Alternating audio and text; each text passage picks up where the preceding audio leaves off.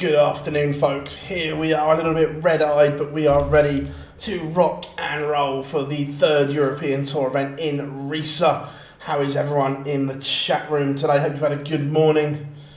I'm a little bit tired here, but we'll get by and we'll do what we need to do. Hope everyone is good. Come and say hi. Just need to set a couple of bits.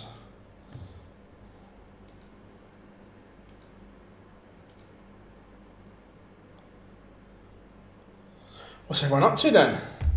How are we doing, Rob? Good to have you in.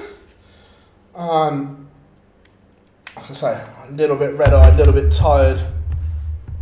But yeah, all good. How is everyone today? How are we doing, Harry? Thoughts on Bunting last night? Look, I thought he played with some fluency. I thought the first couple of legs were nervy against Nathan, but after that, I thought he was good. Cheers, Huey. Thank you very much. Yeah, running on about 90 minutes sleep, but it's what we do. It's what needs to be done, isn't it? In the darting landscape these days, it's what we do. Just getting my screen and that set up.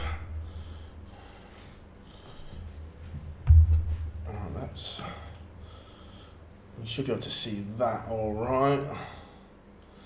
Let's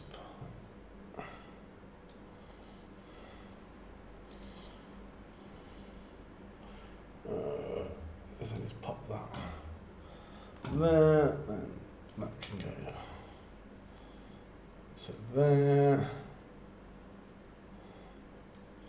What's everyone been up to this morning then? Anything interesting? Have a sleep. Yeah, look, it's all good.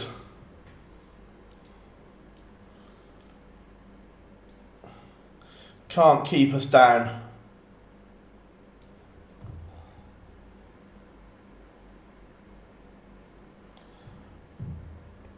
I've been celebrating big darts result last night.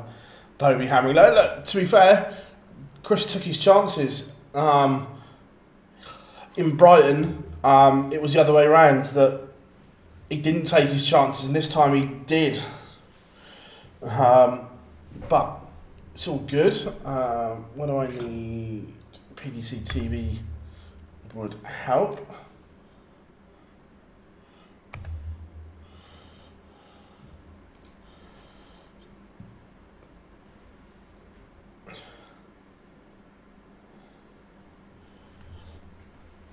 The problem is, Chris, is they're all struggling to put three results together, or two results, or so on there. No one's playing consistent at the moment. Obviously, apart from Littler until last night, the others just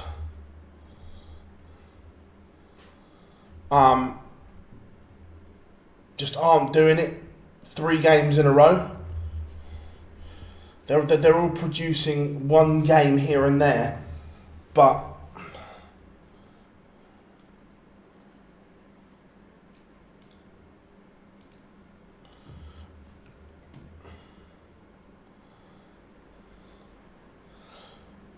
has Daryl? Yeah, I'm not sure, John. I don't know why he pulled out before the draw, so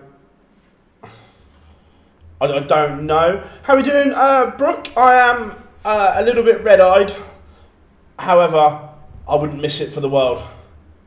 I will sleep well tonight, that is for sure. Yeah, 2 different walk-on songs.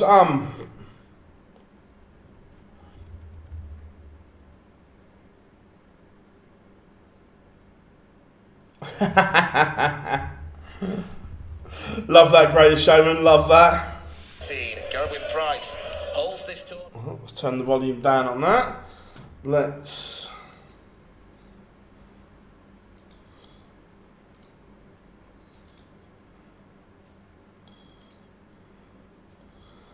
Right, now the fixture should be correct. I think we're just about ready to rock and roll, everyone.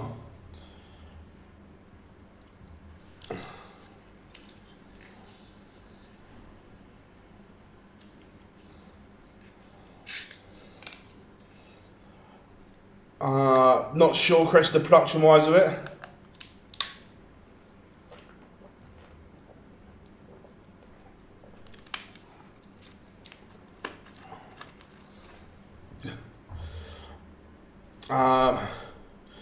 Is Littler playing? No, Littler is not playing in ET3, Connor.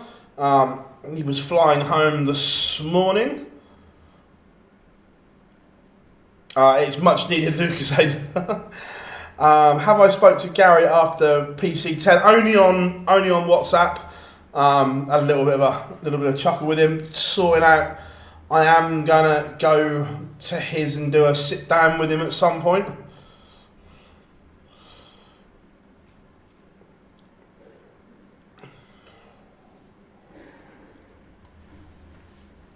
As well as him telling us he's too old. But it's all good. But we are underway here on the third European Tour event of the season. Wessel Nijman against Rydz Sedanski kicking us off.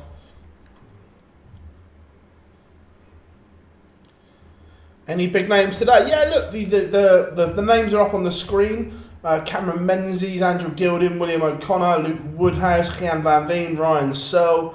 All this afternoon and this evening, Raymond van Barneveld, Michael Smith, Dirk van Duivenbode, Mike de Decker, Joe Cullen. It's a stacked day of darts.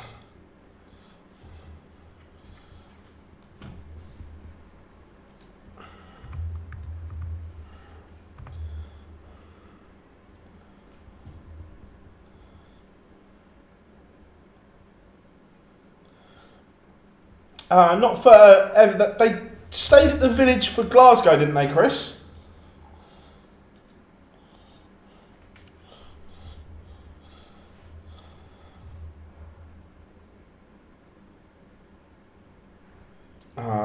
Sedanski takes the opener against the throw.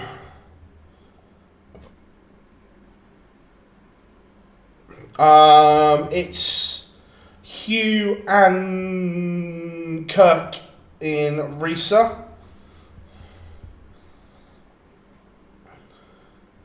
Will Luke Humphreys, MVG, Price, Bunting all be there tomorrow? No MVG, but the rest on that list, yes.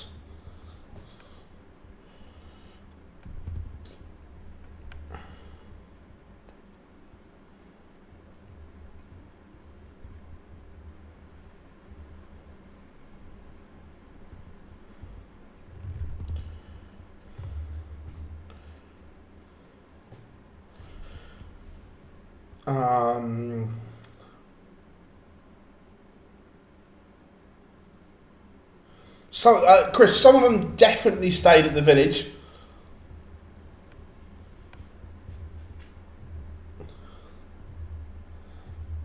Listening, well, as a postman, nice, Aaron, like that.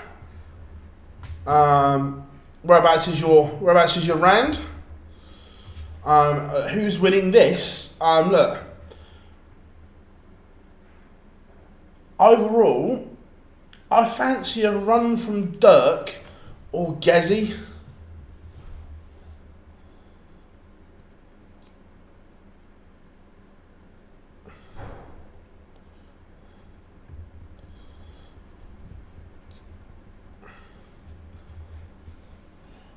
Looks like Nijman is going to break straight back here.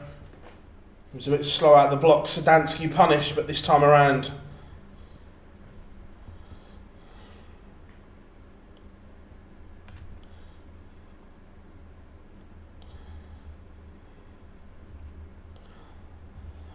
Yeah, 100%, Josh. Look, I think that there are very good signs that Bully Boy is heading in the right direction again.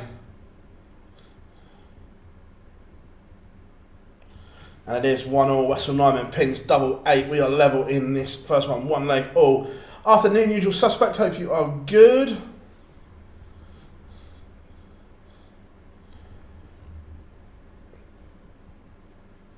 Buckhaven 5's got a nice Aaron, nice. Hope the weather's nice up there for you.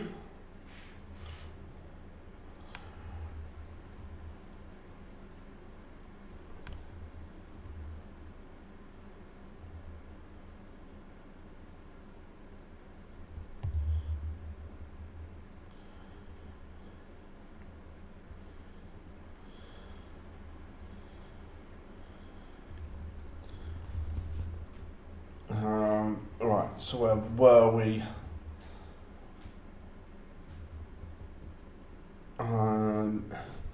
MVG has pulled out of the European Tour event as well, replaced by Richard Veenstra.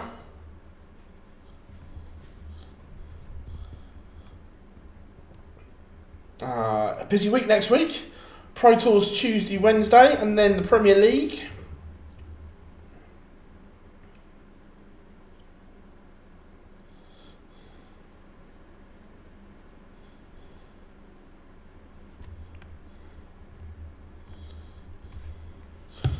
So busy times. Sedanski is making a move here on the Nijman throw once more. Neither player really settled on their own darts as of yet. And then Nijman pops in a max.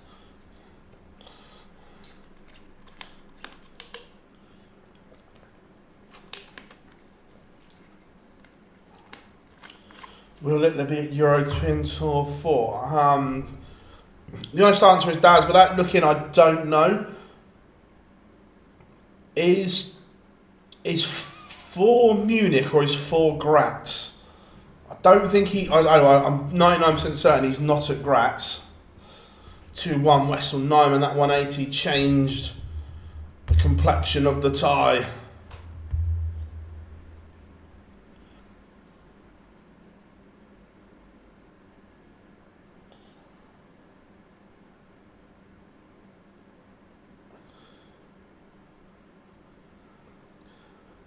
Just spoke to Dobes about the wall. Did Sky, I'm guessing, did Sky play the wrong one?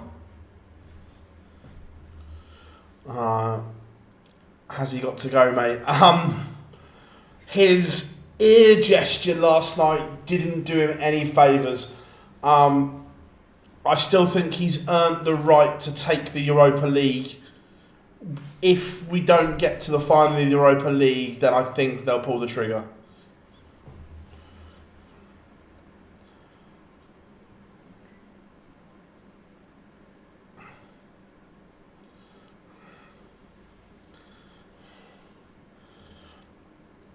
Back from Berlin, yes, mate. I was on the 6:40 flight this morning, whatever it was. It seems that tune has come out. Has racing fanatics in Germany have basically taken that tune and all the lyrics. What? So Sky made? Was it the Sky that made the decision?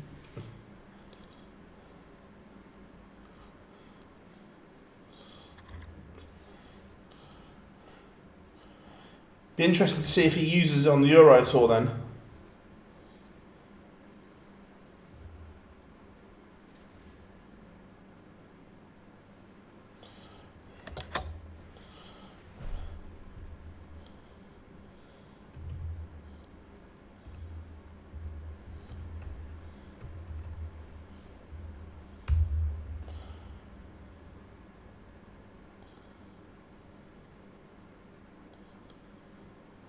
Who wins the tournament? I'm going to go Gerwin Price, I think.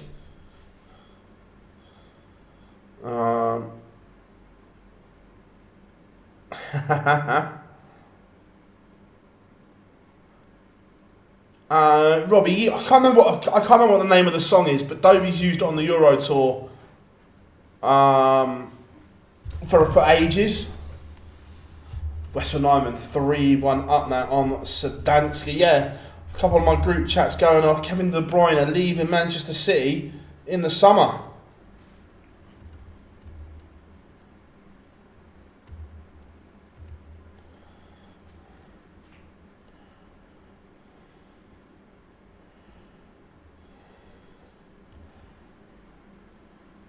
Yeah, it was a few surprises last night, yeah.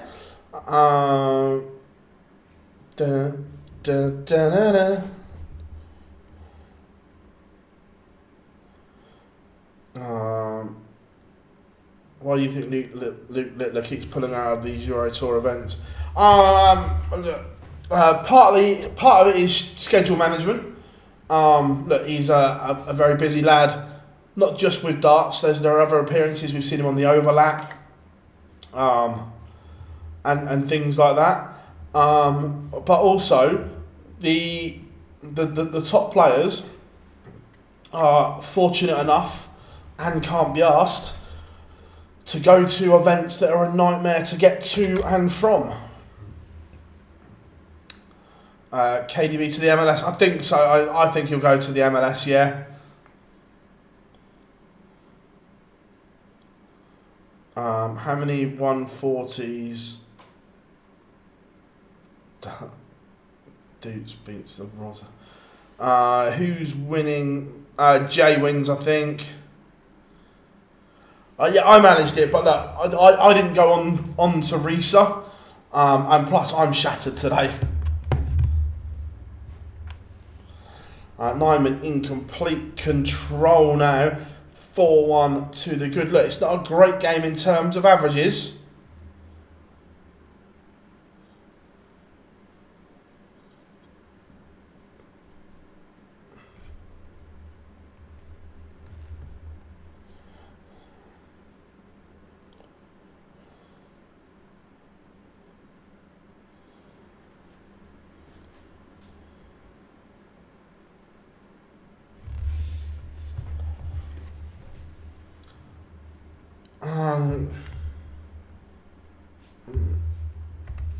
Let me see if I can find it.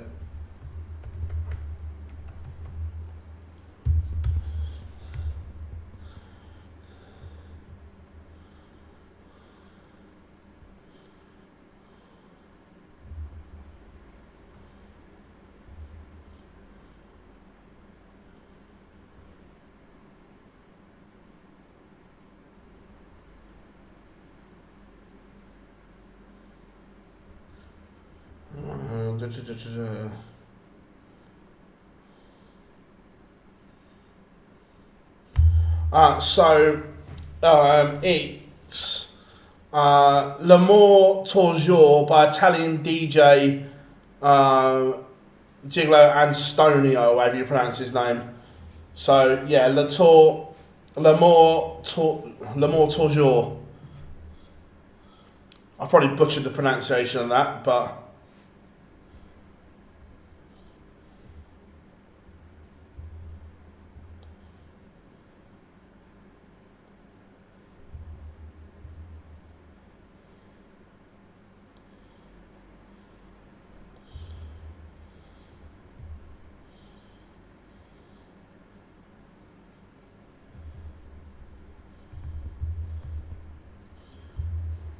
so there you go.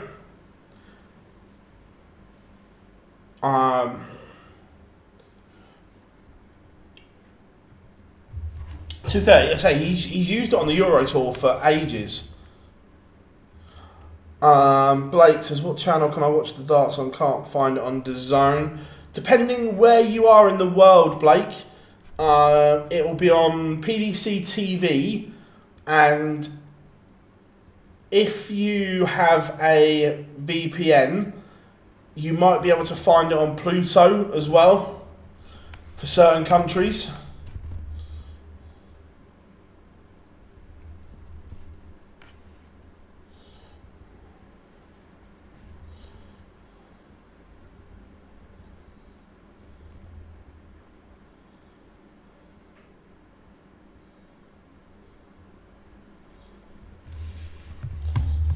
So Nijman is 109 points away now from victory, but Sedanski has applied a bit of pressure here in the opener, but he's going to get a match start, and that match start will be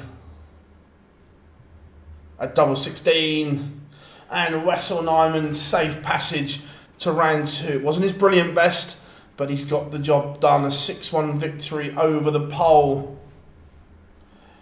The Sun reported the walk unchanged. What a surprise there, Rob, eh? What a surprise.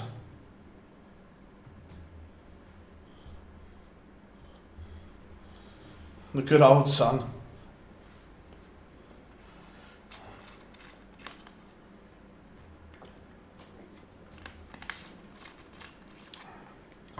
But Wessel safely through.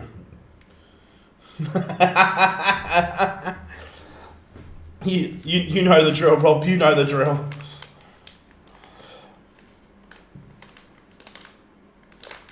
Coming up next, Callum Rydz against Mario Vandenbogaerde. Look, Callum Rydz should win this one, but Mario's a tough customer. PDC TV is acting up for me. Mine's working. I know it doesn't help you, but mine's been okay. How are we doing, Maximus? Hope you are good. Sun is out. Darts is on. Yeah, another wonderful day.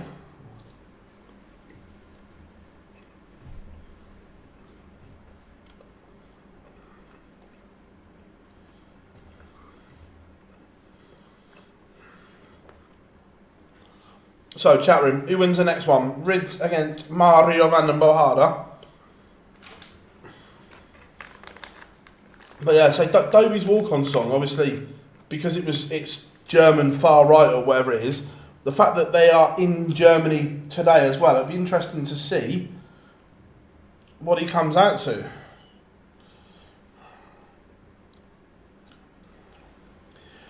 Do you think Gazzy was celebrating on purpose? Not on purpose.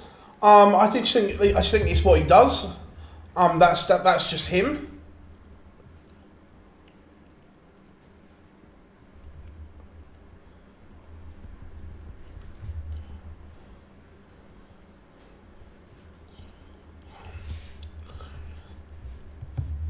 Rydz, all the quality of the world. If you can get, yeah, look, 100% that Callum Rydz is an incredible talent. No questioning that whatsoever. Swiss Phil on the stage. He was in Berlin last night.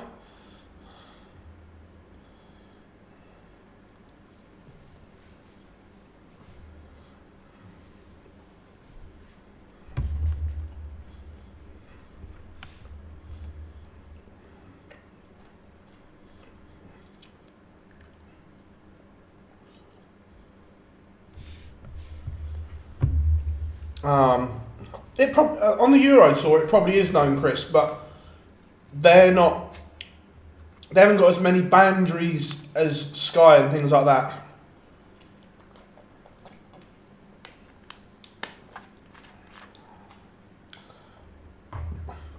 So you can get away with it more. Is the darts on PDC today? Yep, PDC TV certainly is, Matthew. Usual suspects. Watch the live lands about them price money. You made some valid points. So cheers, mate. Thank you very much.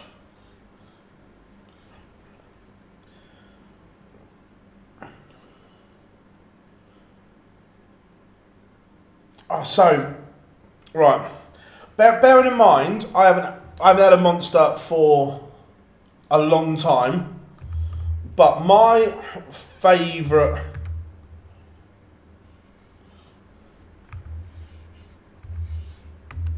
flavours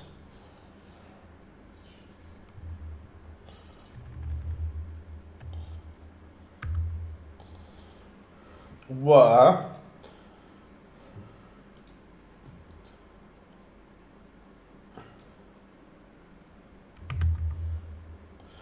I liked the Lewis Hamilton one. The white one's cool. Is it Aussie Lemonade was nice. And I liked, was it something punch? It was like the can, like with the old school traditional ships and things on. They were probably my favourites. But like I say, I haven't had one for a long, long time now, and don't plan on to either.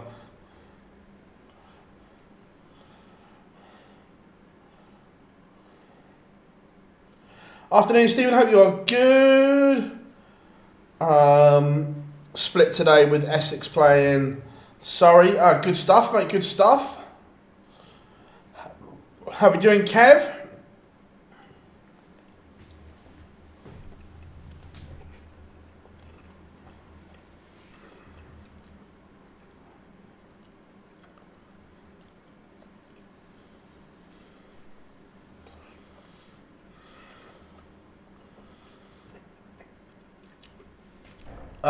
No, Bev Gary's not playing this weekend. A couple of reasons. One, it's a nightmare to get to, and two, it's Ty's birthday today.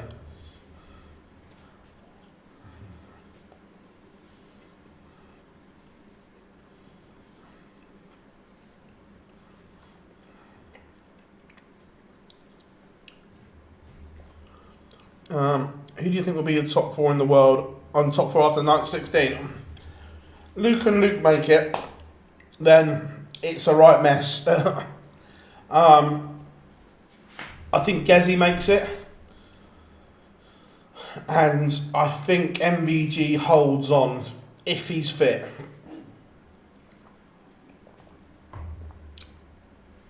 Toby coming out, so working this. How are we doing, Walter? Good to have you in, my friend. Oh, better. Need to.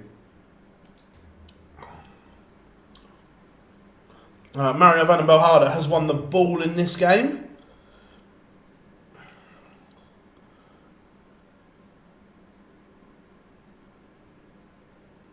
Fancy that. Yeah, look, William O'Connor played really well, especially in the European Tour qualifier events.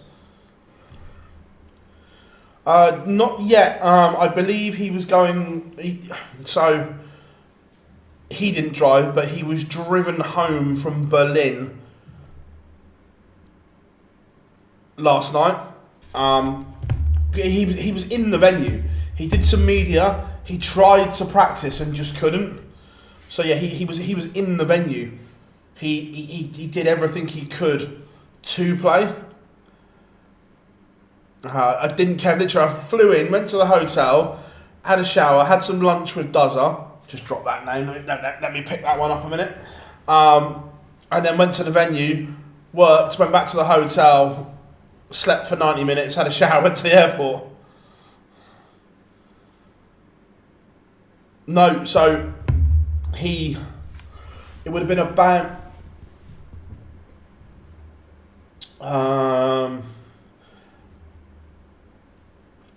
6 o'clock German time. He drove for a minute. Let's see how long the drive is.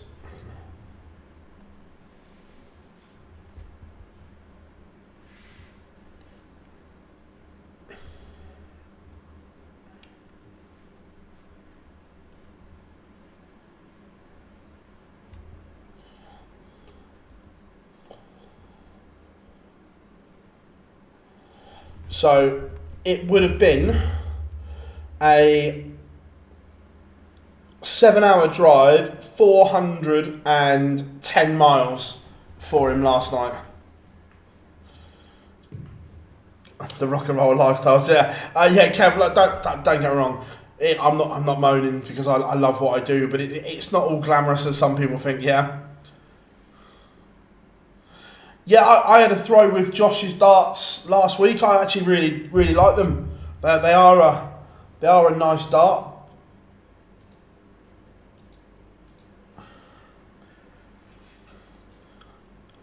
No, not if you're injured, Marcus. You wouldn't get fined.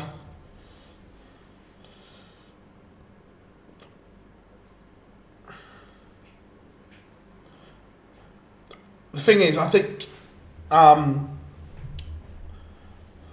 he wanted to get back for treatment. How we doing, Matthew? Good to have you in, buddy. How are you? Down in Portsmouth.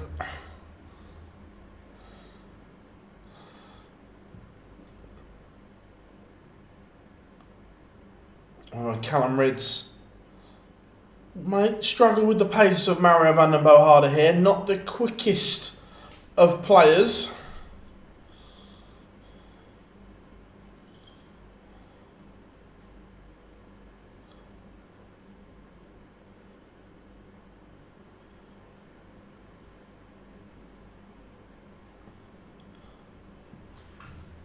So yeah, it'll be an interesting one to see what Michael has done, what the treatment is, and potentially how long he could be out of action for. Like I said, he was in the venue last night, he did some media, he tried to practice, but wasn't to be. But Callum Rydz is threatening a break of throw here early doors against Super Mario.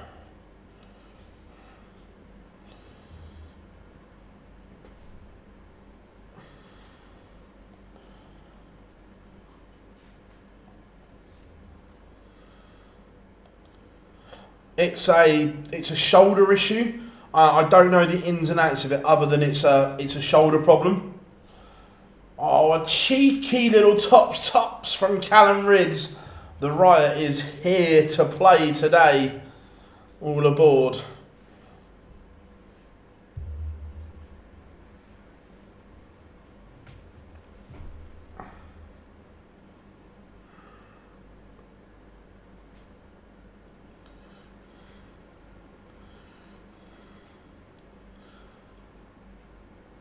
So what's everyone up to today then, on this Friday? Are you, who's finished work? Who's skiving at work, not doing a lot, having us on? Having spoke to the hope he's coming out to barbecue.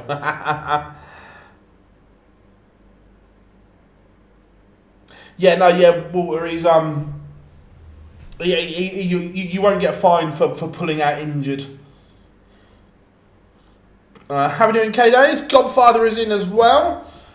Looks like the Portsmouth crew are watching along. Have a great weekend. You too, Joe. Thank you very much. What happens if he can't make Manchester next week? Then it will be a walkover again.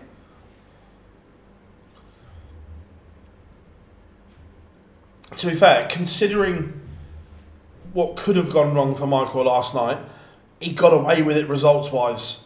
It wasn't as damaging as what it could have been, that's for certain. I'm at work, but quiet, so skiving like that. No, only that it's a shoulder issue. How are you doing, Anthony? Hope you are good.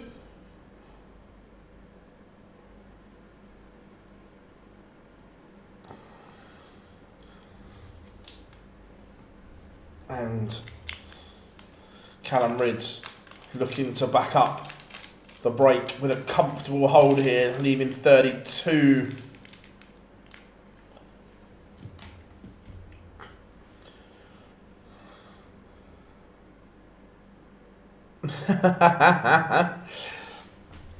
Two 0 to the Riot. Callum Rydz in control here. He'll be happy with this as well, averaging nearly 97. Bev, by the announcement the PDC made on Monday, it looks as if the format is staying the same. So, doesn't look like there's going to be a change. I spoke to Matt last night. We are going to do a sit down in Liverpool. So, 3 weeks' time.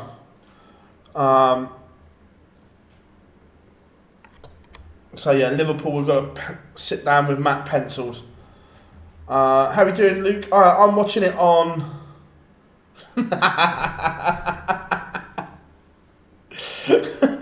God, love. It's on PDC TV, mate. The live pictures.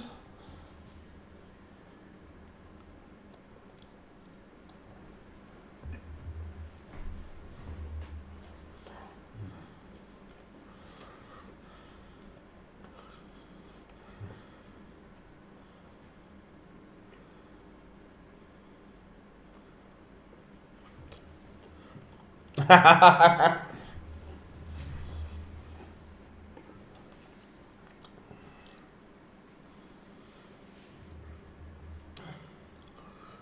be fair, we will get another sit down with the one and only Prime Time soon. Plenty for him to dissect and try and put it in a nice way.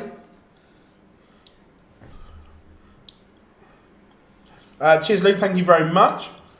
And the Riot with a double breaker throw, 3-0. Callum Rydz lead. He's upped his average to over 104 now. This is good from him.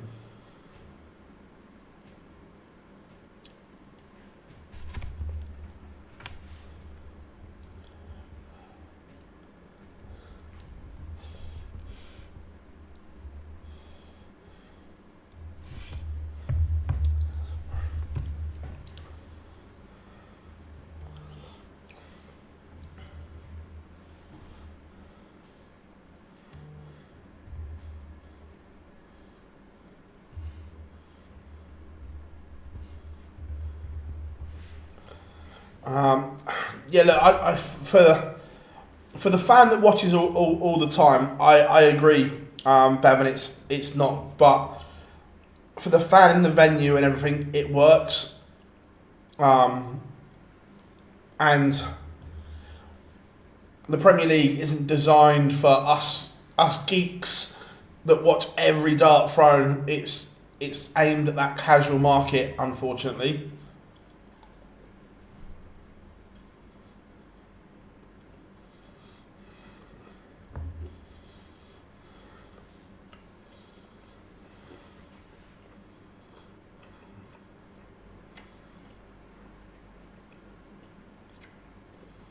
But yeah, we will get another sit down with Matthew Edgar as well.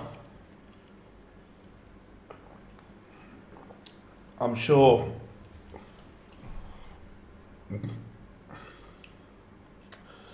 He's got a lot to say on current affairs. I'm watching on front TV, bit extra. Fairs. I think both old format and this new format when it's done. Yes and no, Rob. The only thing with the old one is that I think you can vary it up. You can get 12 players into it. So it would work, and I think players play better knowing they've only got to play one game a night. I think we get better performances from them.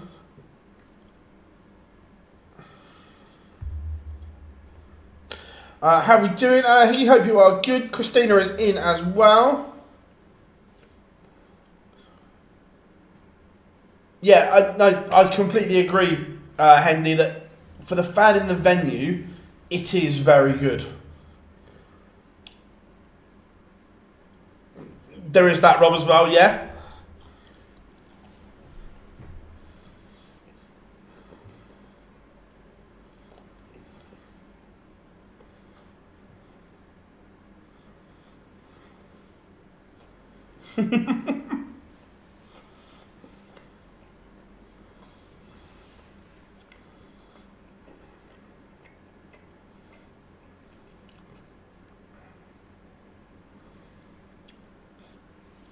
Mario Vandenbogaerde is back in this one. He's broken back and now is in control on his own throw.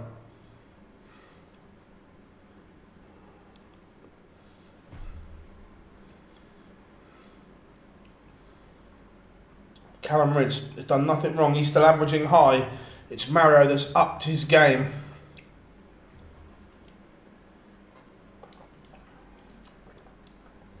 David's keeping the usual Euro Tour song nice.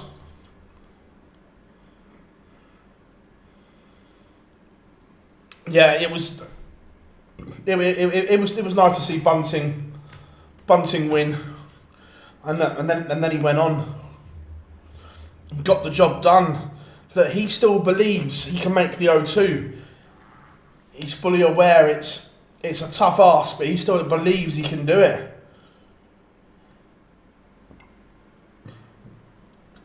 Yeah, I was a fan of the contenders, but one thing I think that if they were to do something like that again, then you can't go back to the same one. Like John Henderson didn't work as well the second time round, and so on.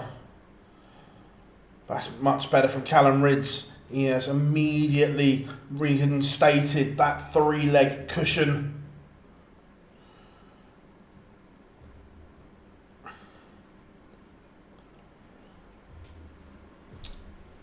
Yeah, the first year round, I thought it worked. It was good, but the second time round, look, one, COVID obviously didn't help because Jeffrey Dejuan in Milton Keynes didn't have the same impact it was meant to have at the O2.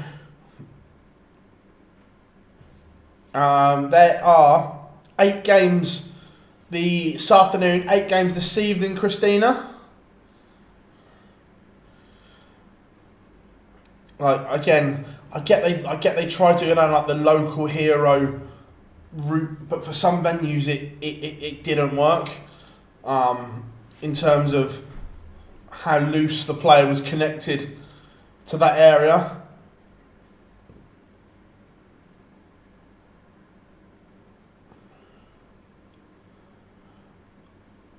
I've watched half of it. I haven't watched all of Littler on the overlap yet. I've watched half of it.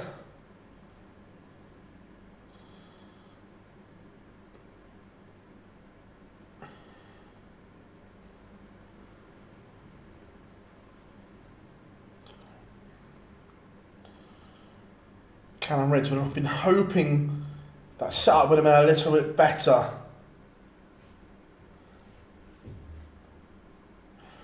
No, they didn't win. I think Luke Humphries was the first in Exeter to beat Gary Anderson. Fallon was the first contender not to lose, drawing with Dozer, if my memory serves me right.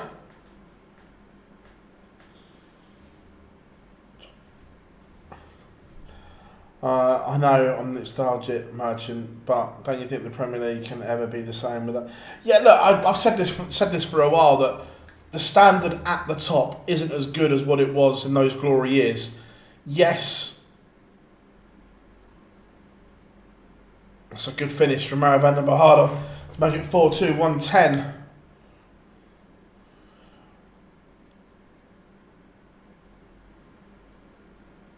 I thought Newcastle was after Nottingham, but if it was the other way around, fair enough.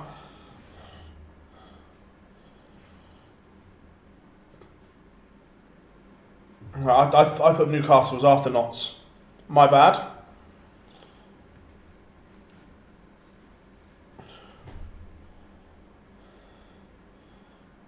They still blend into one. Remember, because Fallon was 6-4 up on Dozer, and Dozer won the last 2 legs.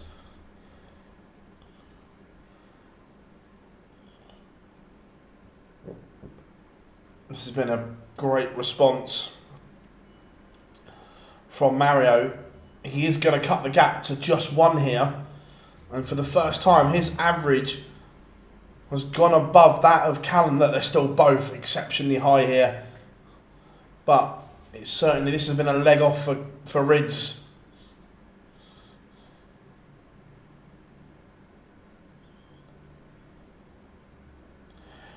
Yeah, I'm sure Fallon had left 36, and yeah, like Dozer popped something like that.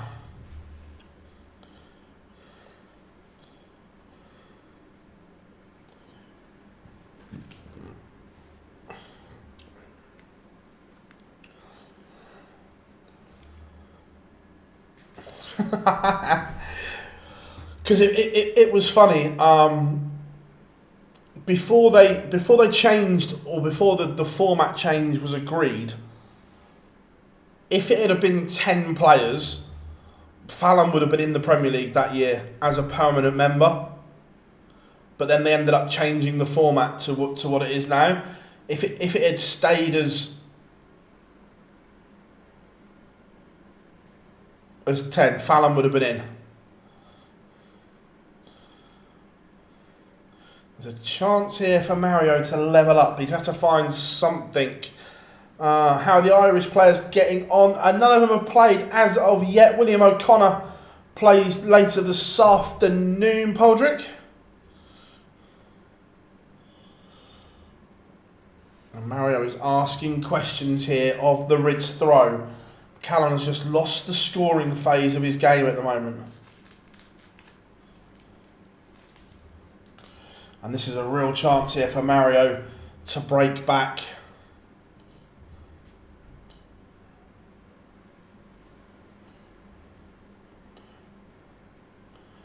He has effectively taken the darts here. This has to be big from Callum Rydz.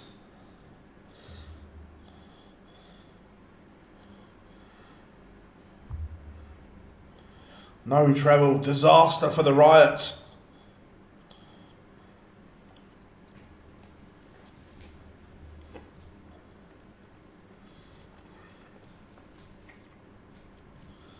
Mario is going to get a chance for 4-all. Callum's average has just dropped to the 93 mark at the moment. He is going to have to find something.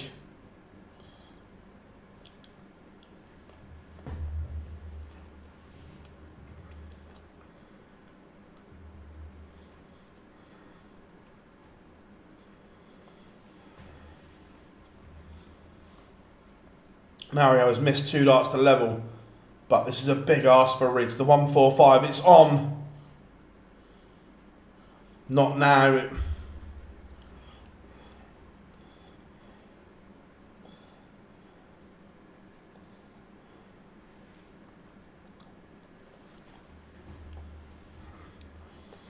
And we have a level game 4-all. Mario is now favourite.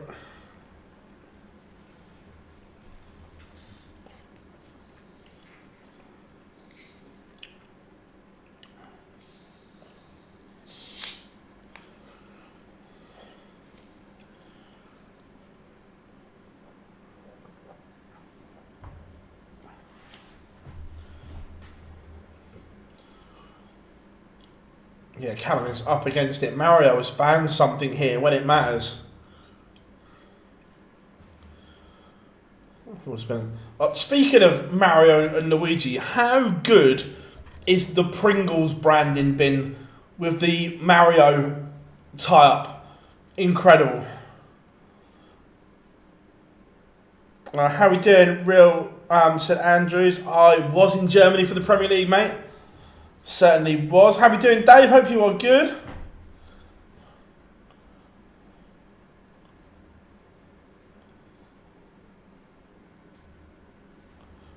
The Mario Pringles. I'm not saying the Pringles. I'm saying, God, the branding for it is incredible. The way they've done the tubes as part of the game console it's superb. Rydz needs something big here.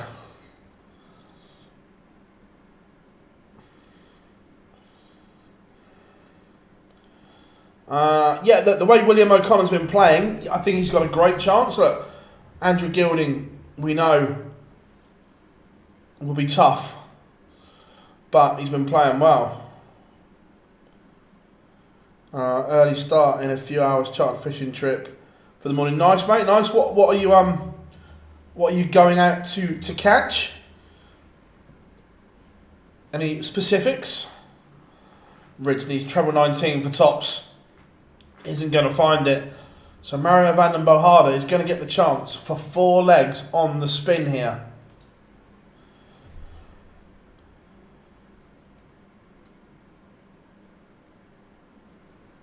$25 for Mario Vandenbogaerde. And it goes. He has won 4 legs on the bounce. Callum getting frustrated with himself. You can see it. Snapper, white in, go shot, nice. Squid if it's calm enough. Cool. Paul says, good morning from Canada. Question, how many years did you play darts? So I picked up a dart for the first time as a kid. We're talking probably 10, 11 years old. I picked up a set for the first time.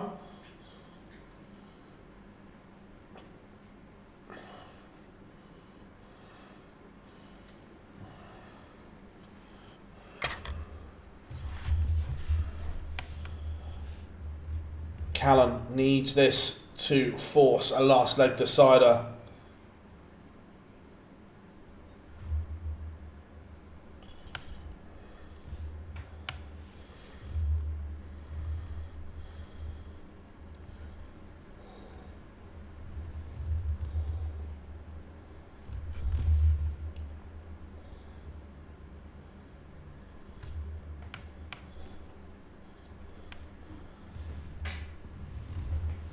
So he's got 6 darts to level this one up.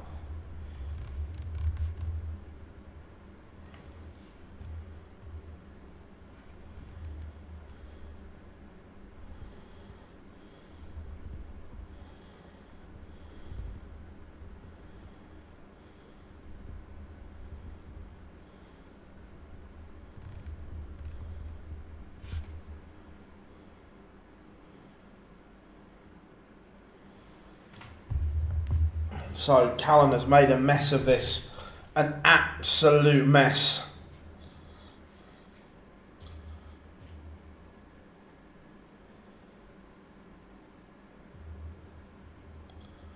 Mario Vandenbogaerde from 4-1 down to win it 6-4, looking at 66. Disaster for the Riot.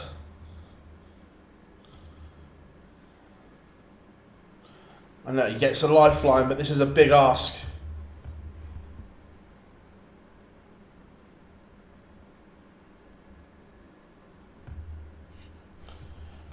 He's going to get a dart, but he can't pin tops. So Mario Vandenbogaerde now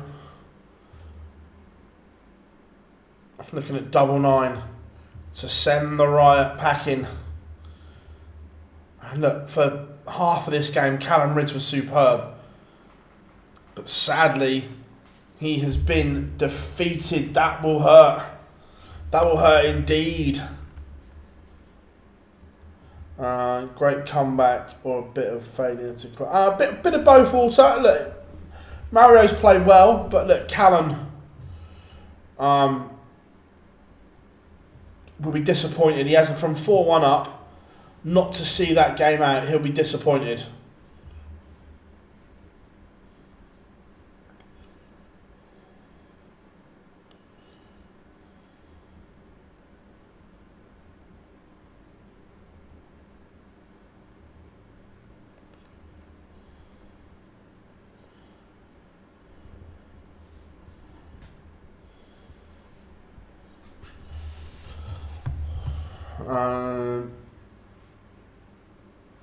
Do I think Littler ever goes to Canada? Look, hopefully we can get, like Gob said there in the chat room, hopefully we can get a World Series event in Canada. We can do the North American doubleheader, New York to Canada, Canada to New York, whatever, whichever way around works. That would be the next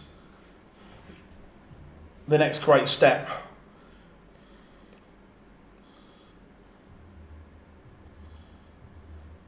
But coming up next, we have the current European champion, Richie Edhouse,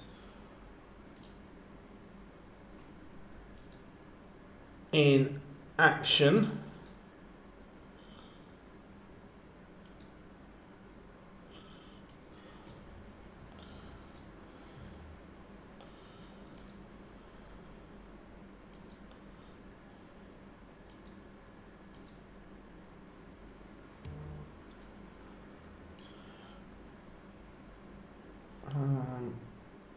Let me just get this ready.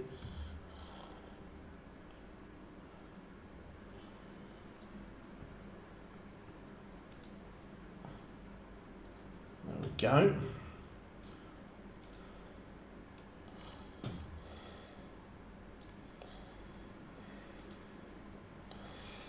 So, Do these guys break even with their expenses, so they're knocked out first? That's a good question. I think most of them will break even. Do they make money? Probably not.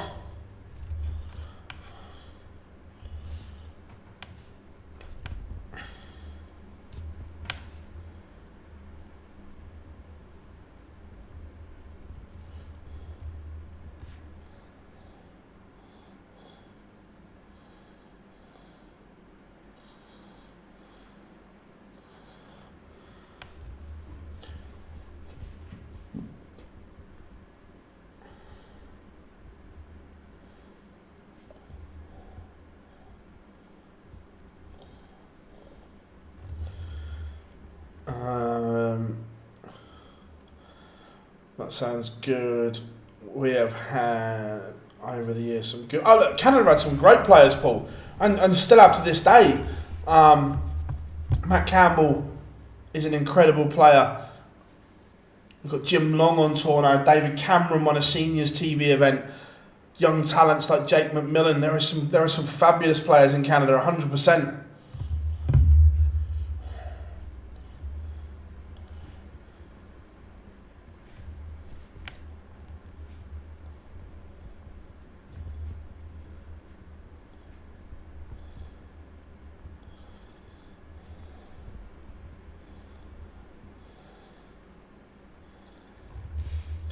Pictures are back. So we are ready to get game number 3 underway.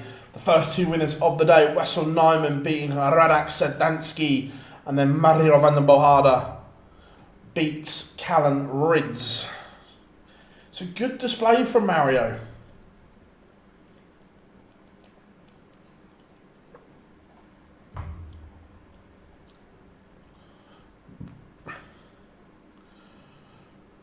Are there any local qualifiers? Yes, there are. Richie Edhouse is playing one. Peter Krivka, I've probably butchered that name. Then Cameron Menzies is playing Kevin Knopf. Again, butchering names for fun. Gian van Veen has got Paul Goyer. So yeah, there's a few, mate. Of course, yeah. Look, John Part.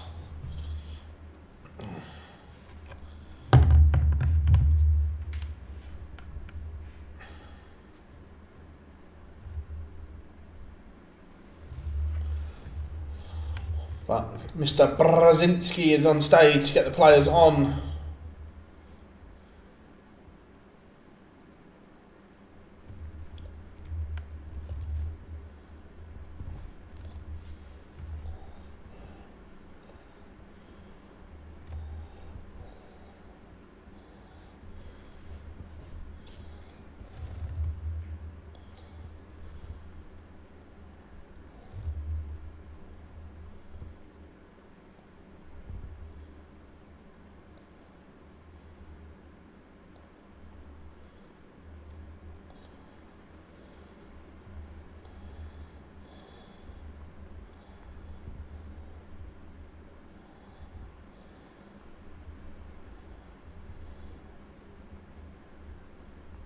Right.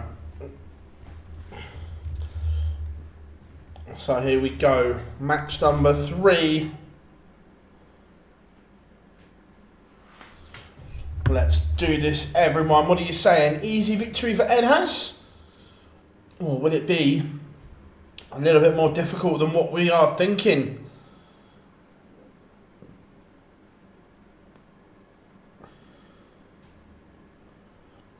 No, I was answering a message on my phone, mate.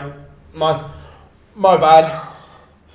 Just answering a message quickly, that was all.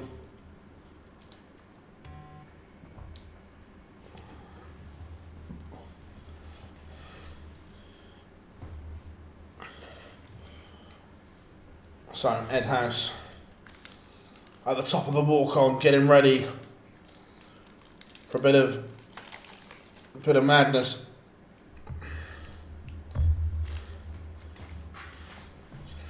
He's doing his best impression of Dimitri Vandenbogaerde to try and sign everything on the way down.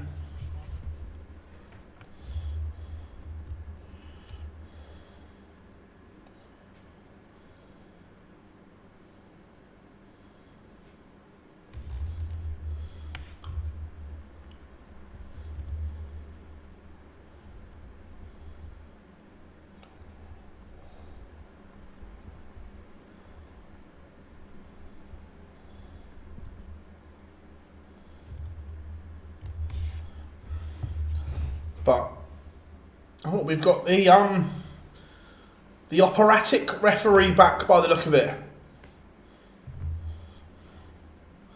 What's for lunch today? I've had, this is real rock and roll, a pepperami, and I'm going to try this limited edition Yorkie biscuit and brownie bar.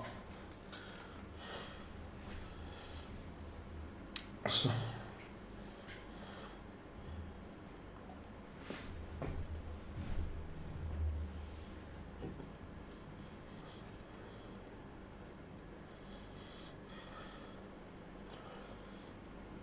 how are we doing, FIFA? Hope you are good.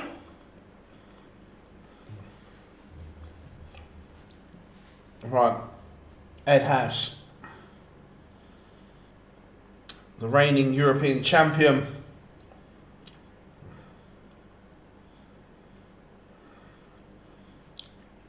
No, I haven't yet, mate, because of the Premier League and whatever. I'm going to try and have a look at it Sunday evening, buddy.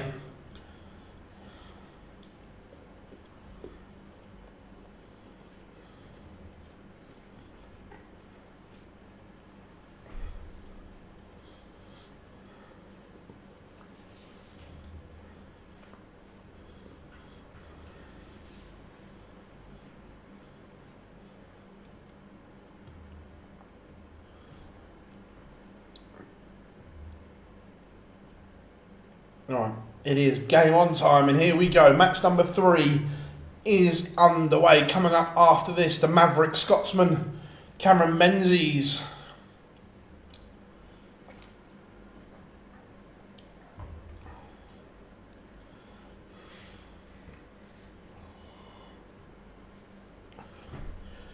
Having a look at the action of this.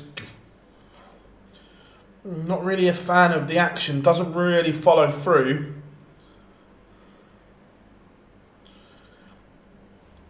It's a bit of a stabby follow through. A few things I found interesting. Bunting would be 4, Michael Smith 16, nice. Bunting, I know obviously that's the projections with the new prize money, but Bunting could go world number 4 this weekend. I'm back, cricket is on lunch, nice. How are we doing, Aaron?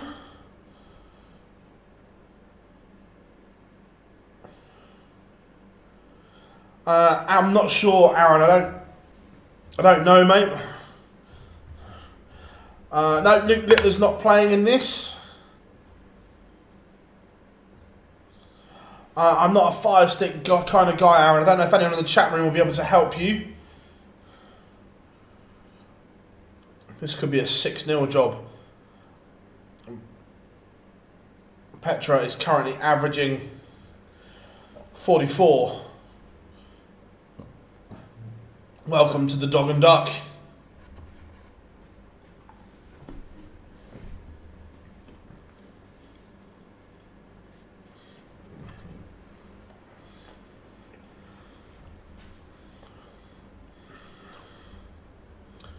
It's a very, yeah, I'm not convinced about the mechanics of this throw, I have to say.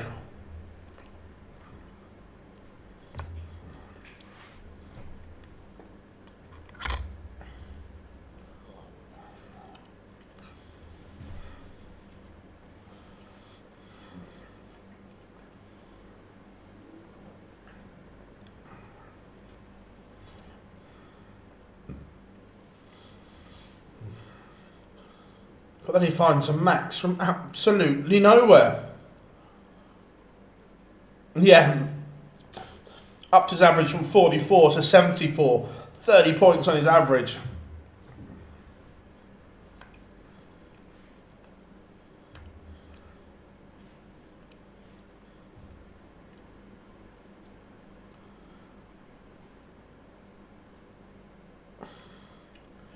Really? One of them beat Boris to qualify? Wow.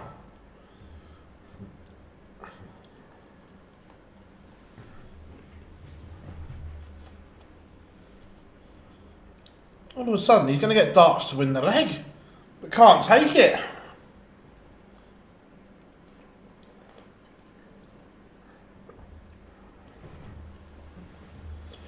But it is a breaker throw from Richie Edhouse. The standard from both has not been great.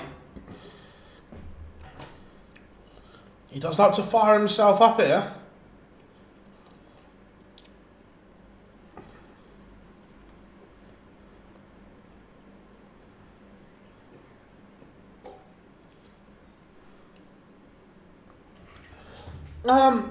Look, I wouldn't say I was a qualified coach or anything by any means, FIFA, but look, I've watched enough darts over a long period of time, studied enough of it to know when something isn't working in someone's throw and what they could potentially do better, 100%. So I've watched and been around long enough to see these things.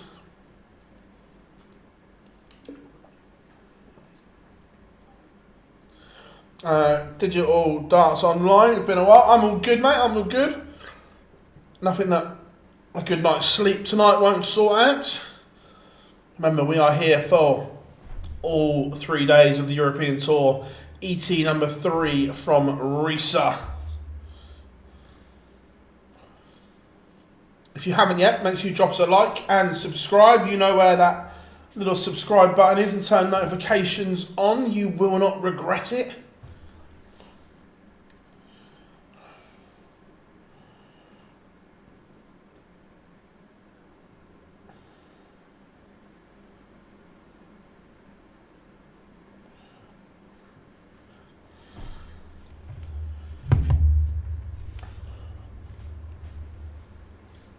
He's going to get a dart at the ball for 161.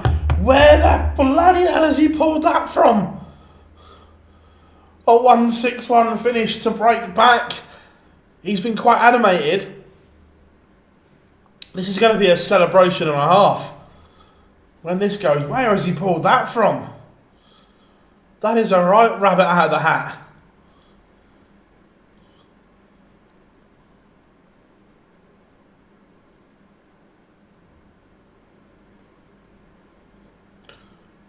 Christ, he likes a celebration, doesn't he? I'm all for that. He gave it large once, twice, 3 times, and just for good luck, give it a 4th as well.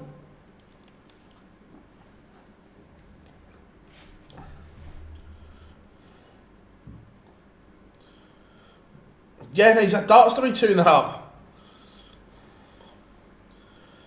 I average 65, particularly 65 mostly. Had a 70 plus before 9 most days. I try not to worry about averages to start with. It's like, are you winning games? And then if you're playing to a certain level, like say you're playing League 3 darts, but I'm not saying you are, but say you're playing in League 3 and you're winning there all the time, make the step up, go and play in League 2.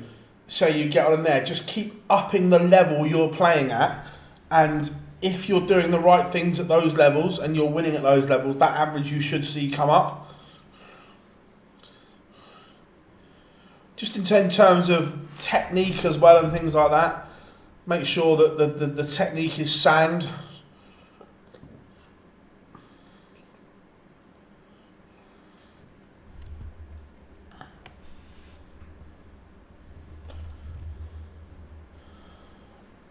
I just play against my friends once a week. Right, okay, that says something. So to improve, can you go to the next bit? Do you go and play some competitive darts perhaps and see how you get on in that environment?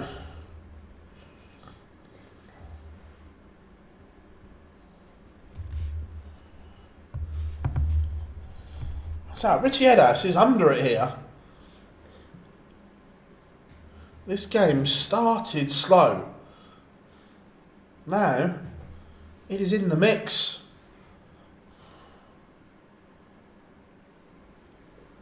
Petro has taken out 161. He's had a dart at the ball and hit. He's 1 from 6.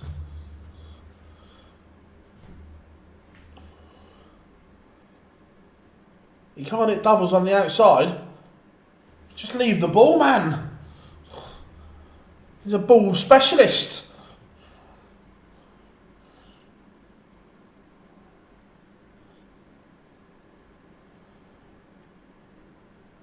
But Edhouse does punish to lead 2-1.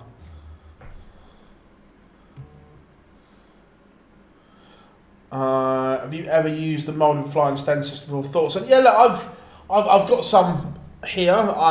Me personally, I am a fan of the traditional flight and stem setup. Look, the molded flight and stem combo has advantages, but it also has disadvantages as well. Look, I appreciate that Littler uses them very, very well. But you look at out of all the top players, the majority of them still use a traditional flight and stem. I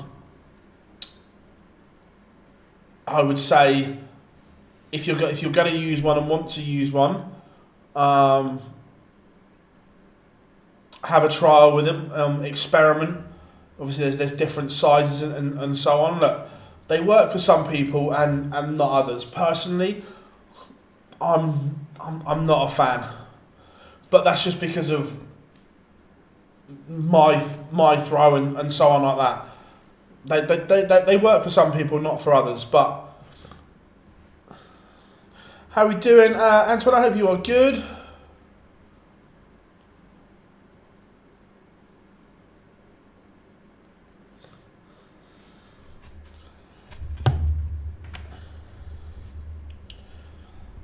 It's an interesting tie, this one.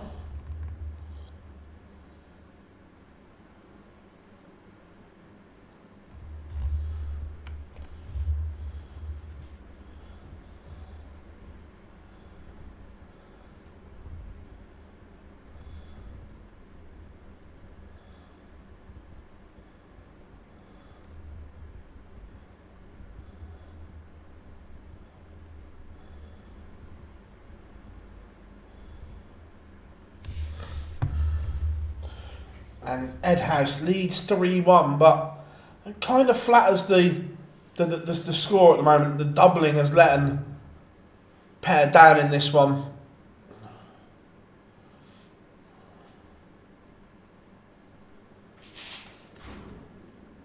And he bangs in a max. Big celebration from Edhouse as well. Enjoyed that one. It's getting a little bit feisty on stage. Feisty pair you are.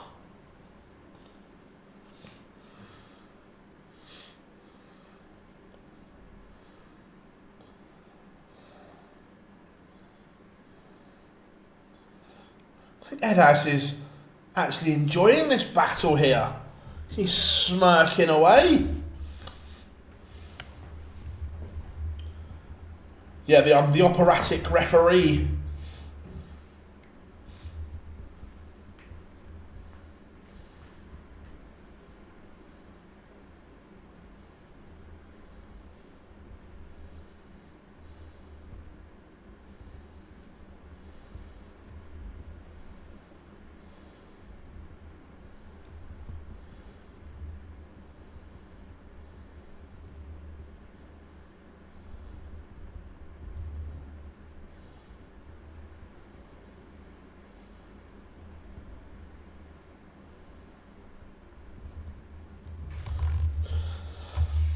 What did I think of Stephen Bullington winning last night? I thought he played very, very well. I thought the first couple of legs against Nathan Aspinall were nervy, but after he got those out of his system, I thought he played very, very well.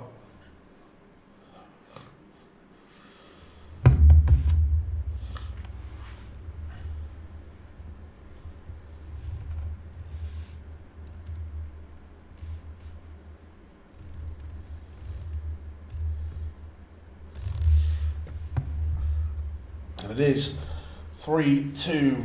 Edhouse still leads, but it's a little bit flattering. Petter has missed starts here, especially at the outer ring. What did you think of the fan who spat at Rob Cross and then threw a punch? We didn't see it, Chris. That's the first time we knew about that. We didn't see that.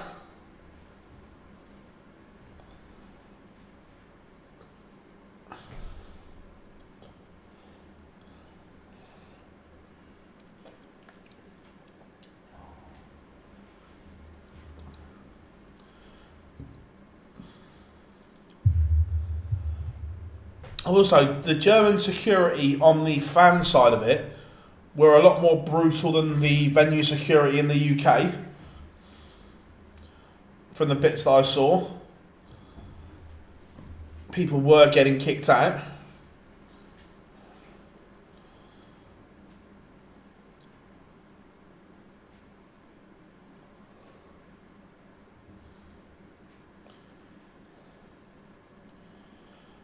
So Edhouse not on a finish, but his throw is under no real pressure in this leg. The madman that is Cameron Menzies is up next.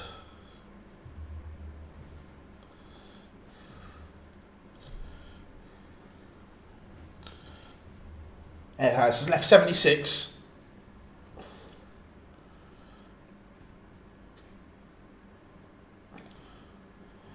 Who do you think will win? I've got a funny feeling for Goyer in Price.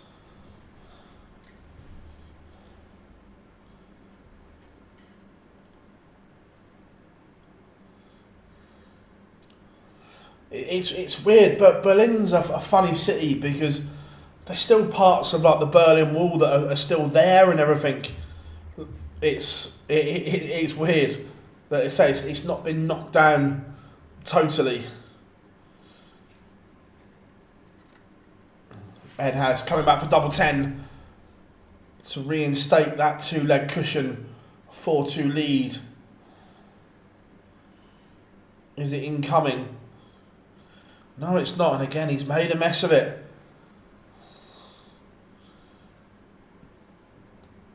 But 94 can be tricky for Petter.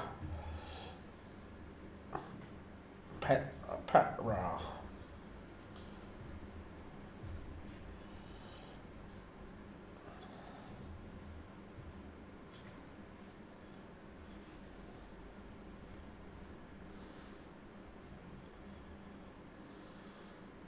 Hell, Dad's homage. Yeah, I'm not sure you get away with that one. What is it with the wall? The Berliner here. No, I just think that it's interesting, mate. That you'd have thought that it over like when they knocked it, when the divide was broken, you'd have thought they'd have knocked it all down altogether. But it's still standing in places.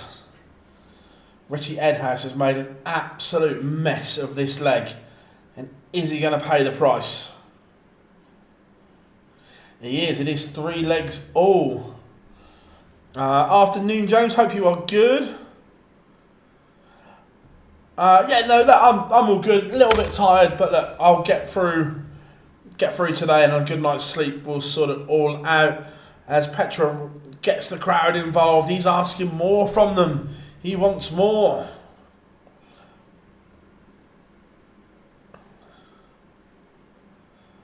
What channel? PDC TV.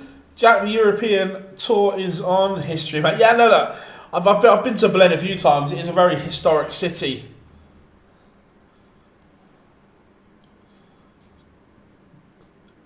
Last night I stayed at the Hampton by Hilton, which was literally a minute from the venue.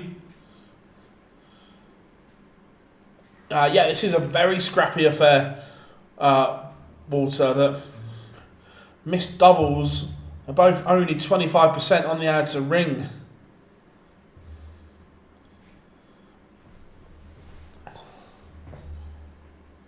I've seen the clip on social, Jack, of Brian Roman's ball, double 16 ball. What's the most you've done in a week in terms of streaming, travelling, tournament car? Oh, it's a good question. There's been a few crazy ones, to be fair, James, where I've flown back from somewhere and directed at the Super Series and things like that. There's been some mad ones before. Berlin is a wonderful city, Marcus. I'm lucky I've been there a few times for work and darts and so on. Been to watch football there as well. Went to watch England. Would have been a long time ago now when Fabio Capello took the kids to Berlin and won.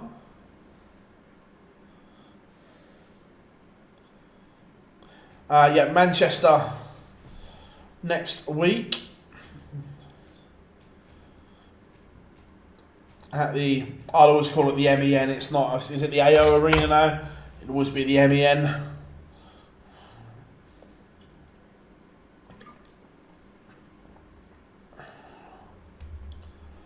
But Edhouse he's struggling here, and that doesn't surprise me, Rob. Some idiot has lost 50p and decided to be a knob.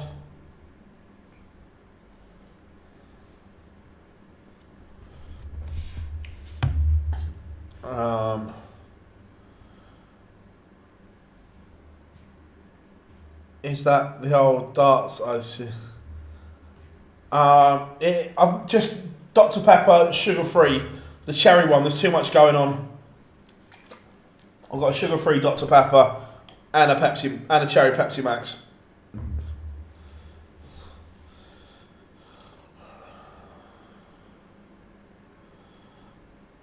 Shocked it wasn't the Co-op Arena. They signed a new deal with the AO group. I think it's Manchester, Sheffield and somewhere else. So it'll be there for the next couple of years at least. I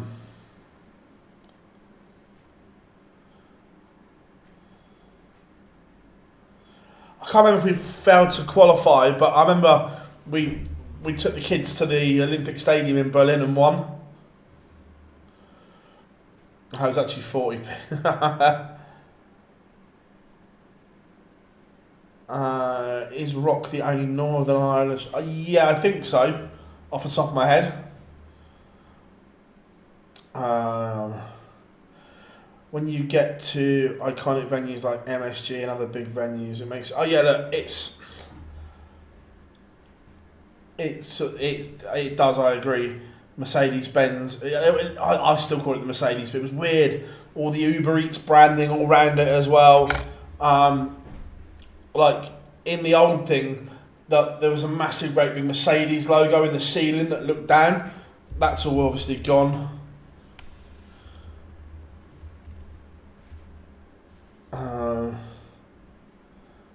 I didn't see any of it, to be fair.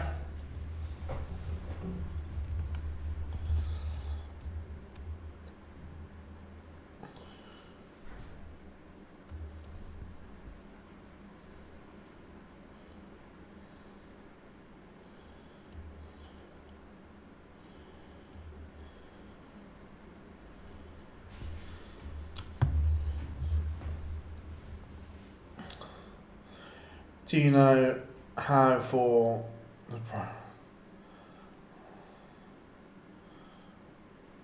Really? Didn't know that, Chris? I've never been to MSG. I've always wanted to go.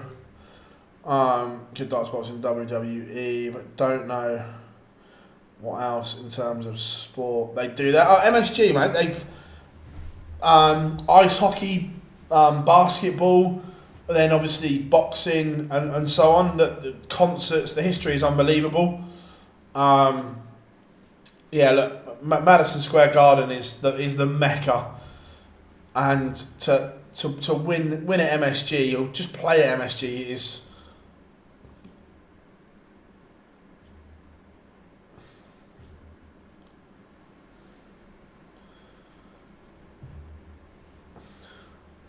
Yeah, the Knicks and the Rangers. I haven't seen the Rangers play, but lucky enough I've seen the Knicks play at the Garden. No, McKenna, Callum Rydz unfortunately lost.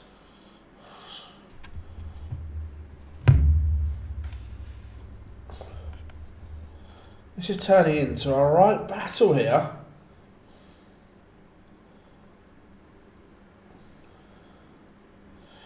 Yeah, I think the only thing that saves Angie's job is if by some miracle we win the Europa League.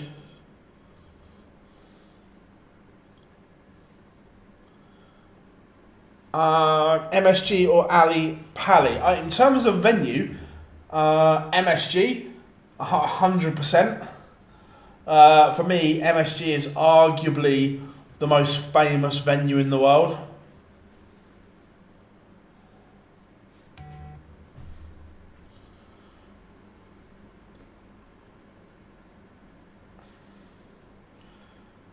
The same, Marcus. I'm not a basketball fan, but it married up that the Knicks were at home, and I went to watch them.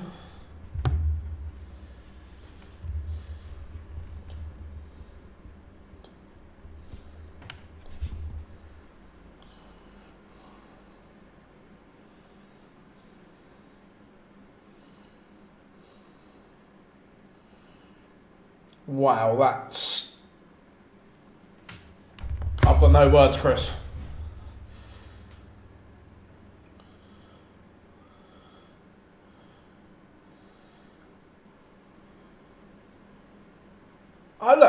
Bunting showed a lot of character. After 8 weeks of not winning a game, it would be easy just to roll over and go, okay, it wasn't meant to be this year, but he hasn't. He's continued to work hard and everything.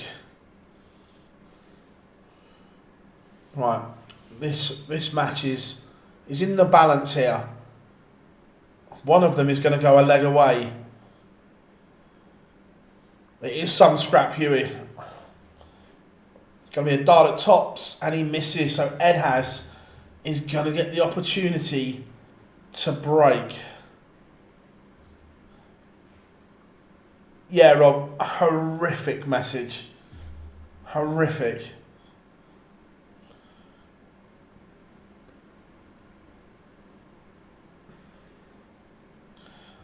Love to watch both games. Yeah, look, I'm fortunate enough that I've seen games at both the Lakeside and the Circus Tavern. Look, both venues have seen better days in terms of making them modern, but that also adds to the nostalgia of them, that they are still old venues and so on. Yeah, the Tavern holds about 850, I think it is. You might be able to squeeze 900 in if your seating is generous, but yeah, it's not massive.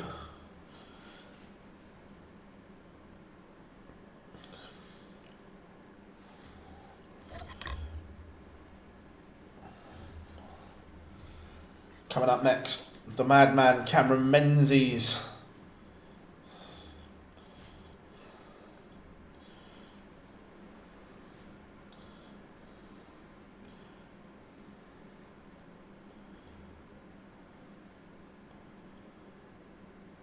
Looks like the old first internet outage of the day in Risa. Edhouse is closing in on victory. 227 points away. The scoring system has froze, which means the internet's had a wobble in Risa already.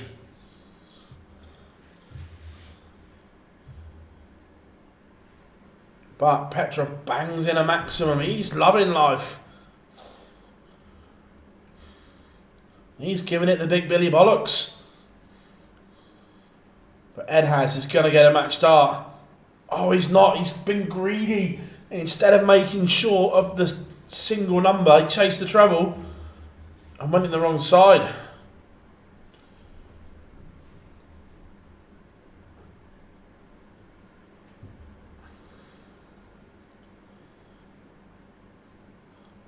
going all the way? Not this time around, because Petra can't find treble 19, which means Edhouse is coming back at tops. I'm watching it off the pictures because the internet has crashed. And we get a big celebration from Edhouse. The two gave it the big licks on the stage. It was turbocharged from both, but they share a smile and a laugh at the end. But it is Richie Edhouse who finds his way into round number 2. Books his place in the last 32 of ET number 3. To be fair, Petra, there's a player there.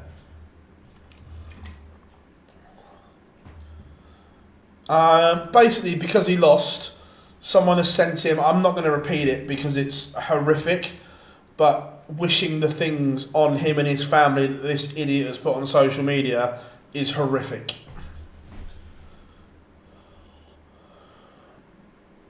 Would I ever eat it? I would not eat at Lakeside. No, Marcus. I think food from Chernobyl might be safer.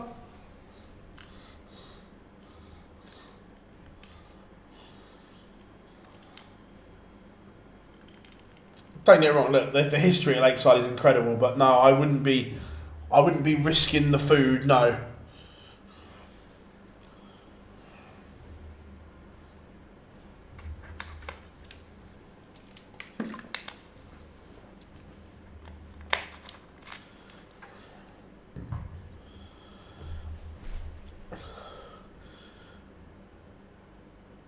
Oh, 100%. And look, this is why social media companies need to make people accountable for what they say on their platforms. Where I'm all for free speech and everything like that, but also with that freedom of there is consequences, and by all means say something, but there should be consequences and actions to that as well.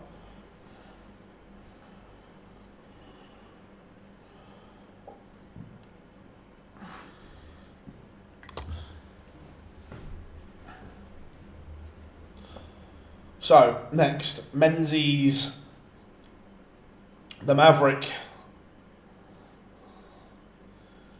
That is the brilliant, the bonkers.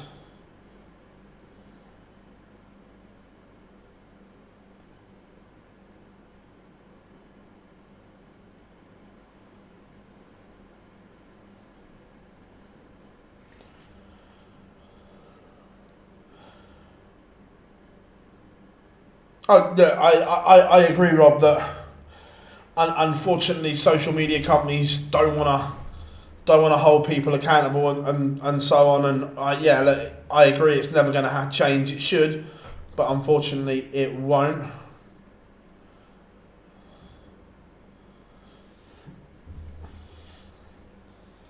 But look, if you've had a bet and lost, don't. If you can't afford to lose that money, you shouldn't be gambling.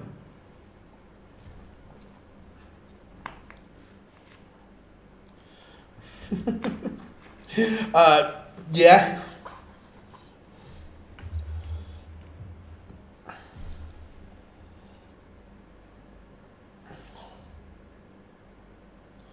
Well, it looks like they've fixed the internet.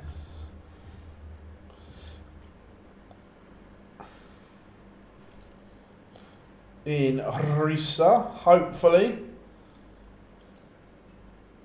Cameron Menzies has won the ball. And we have pictures back as well. It looks like we are all ready to rock and roll.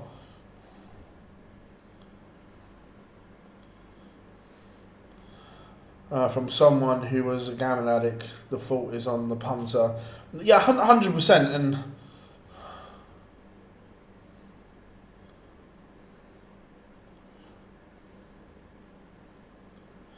yeah, look, it's, don't get me wrong, I love social media.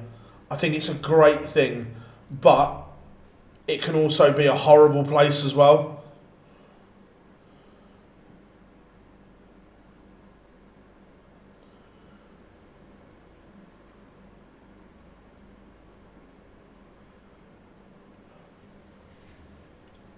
Yeah, or you have like two accounts, Rob, where you have your own personal account, which is, like you say, is very private, a very set number of people, and then you have another page for your media profile, if you will, that is almost managed for you.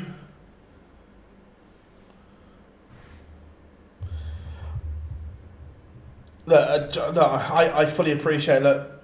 I've seen both. Like I love a flutter, but I've also seen what it's done to people as well.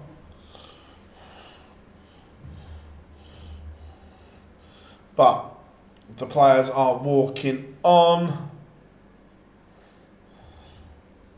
Menzies has won the ball.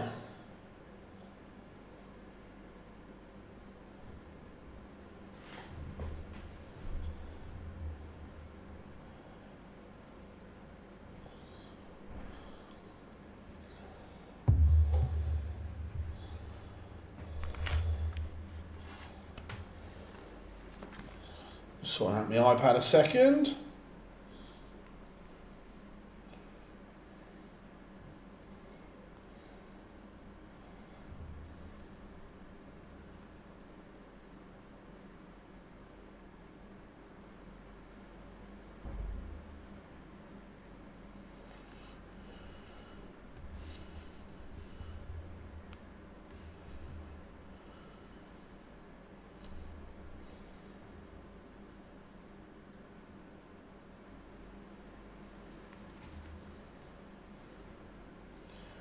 Where were we?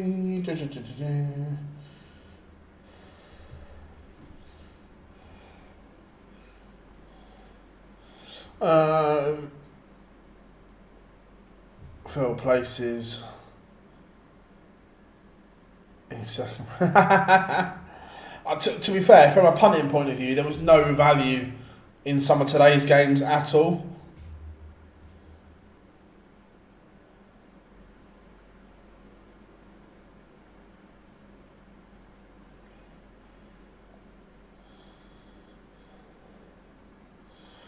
They were horrific, some of them.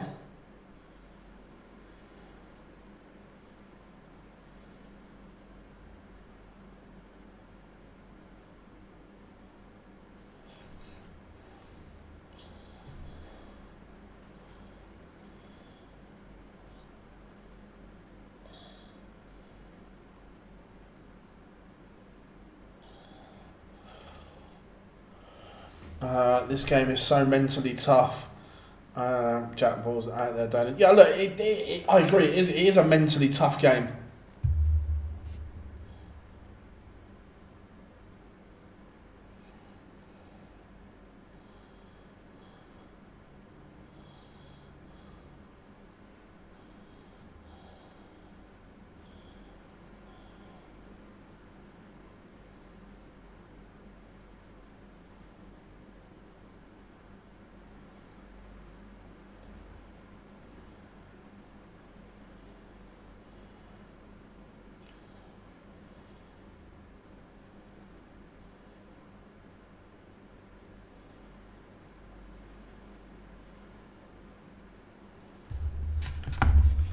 Right, Menzies has the darts and we should be getting underway any second now.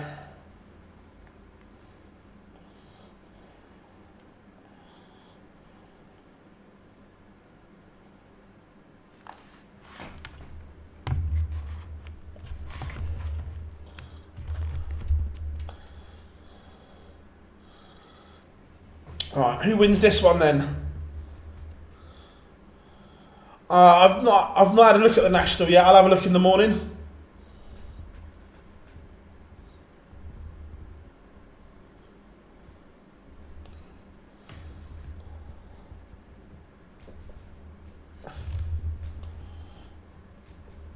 But we are underway. And Kevin starts with a max.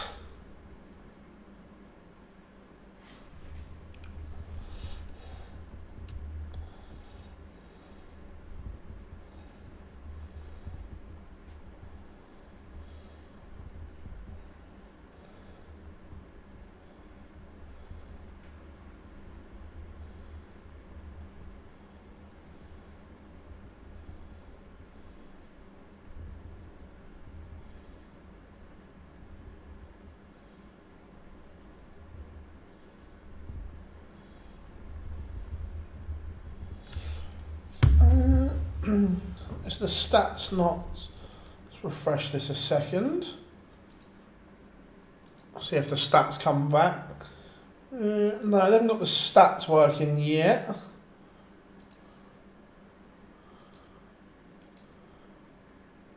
No data yet. I'm sure they'll come back.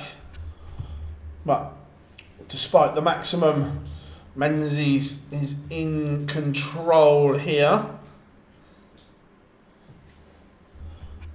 Yep, Edhouse did get over the line, mate. Yeah, I saw KDB leaving.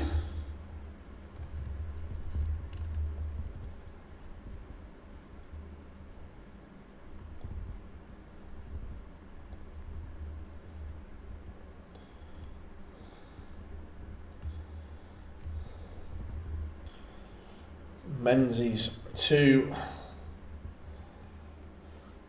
take the opener, which he does. 1-0 to Cameron Menzies.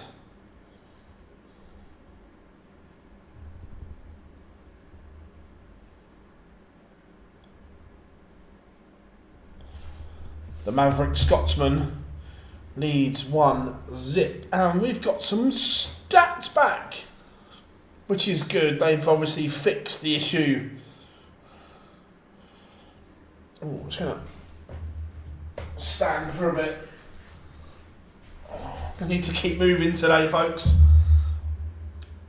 Need to keep on the move.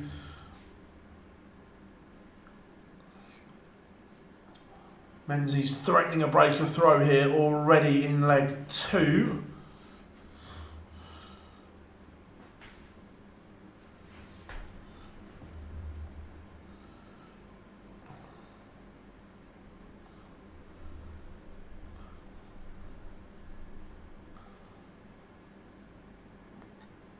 So what's everyone got planned for the weekend then? Anything interesting? Let us know in the chat room what you've got planned this weekend.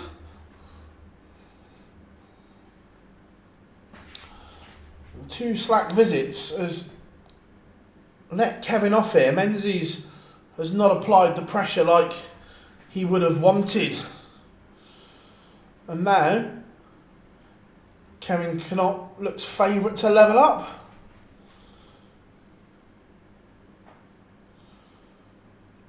Look, De Bruyne is and will go down as one of the best midfielders the Premier League has ever seen.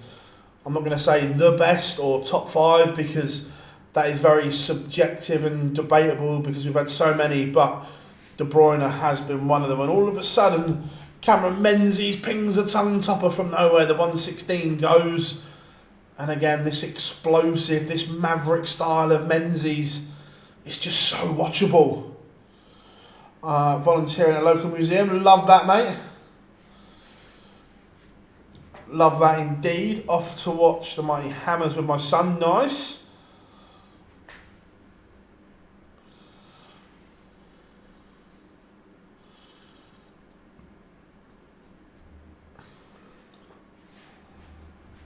It is just so watchable, Cameron Menzies.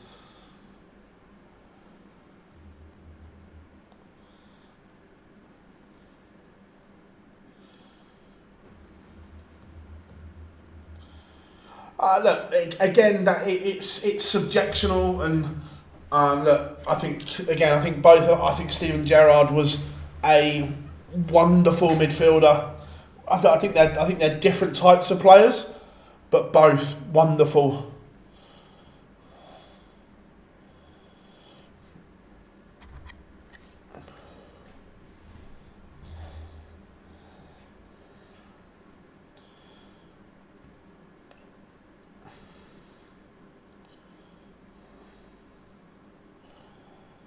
Menzies looking for a 3-0 lead here.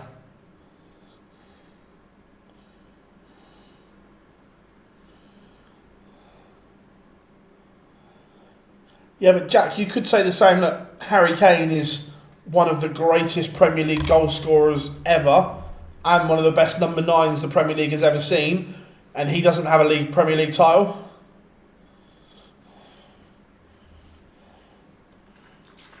I was about to say, yeah, Menzies clean shaven does look younger.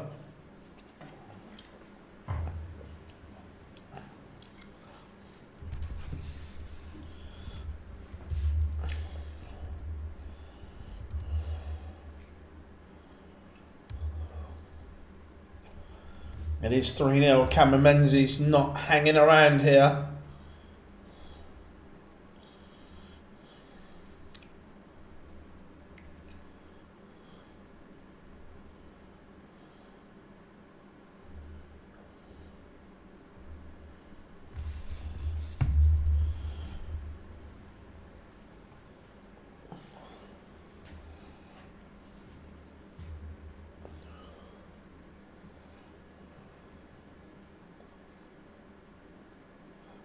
Menzies just doing enough here. It's not his brilliant best, but where is he in the world? He's getting closer to that top 32 in the world bracket as well.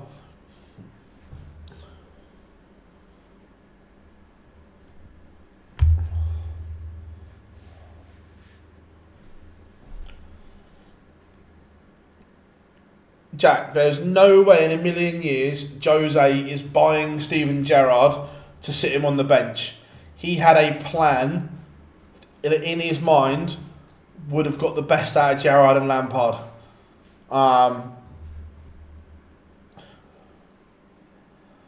So Steven Gerrard was a top midfielder. I was Harvey. I was only there for the Saturday and Sunday. Do you know how far? Yeah, it's about 2 hours 20 minutes on the train.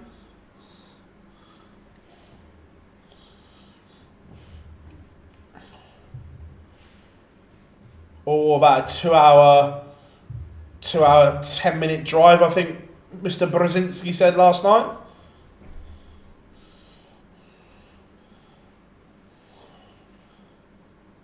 It is 4-0. Menzies is in complete control here. Do you think there's a chance Krivka in the World Cup in place? Or possibly. I think in some nations there'll be qualifiers. It was interesting. I had a quick 5 minute chat with Werner von Morkel, who is the head honcho at PDC Europe. It's always nice to pick his brains and so on.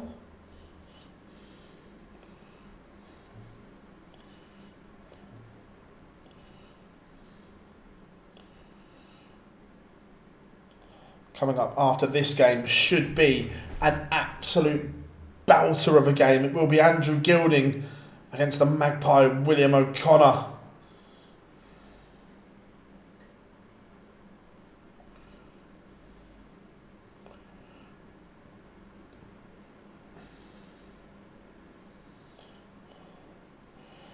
$145 is on. Treble 15. We'll leave tops. Tops. That is the magic of Cameron Menzies. He has this game in the locker.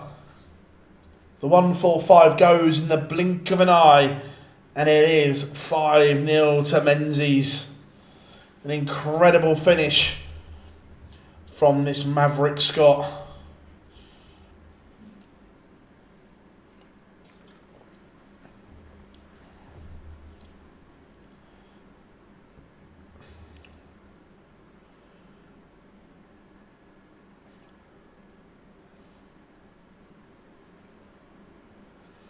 And it's looking like the bagel is about to be served.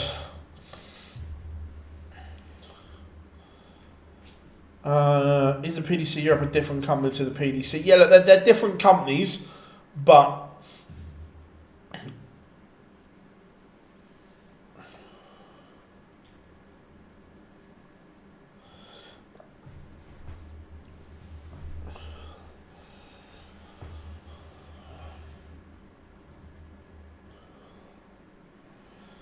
Menzies, how tidy can he leave 180? Don't tell me the internet's gone again in reset. No, there we go, it's back. Down to 90. So we'll get a chance to bagel.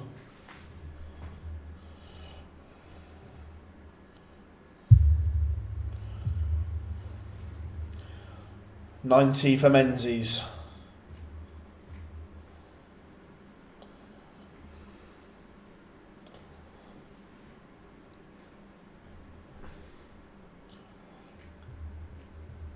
Double double.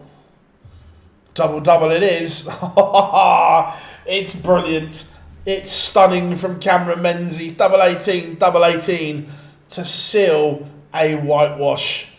Bagel served in Rydz.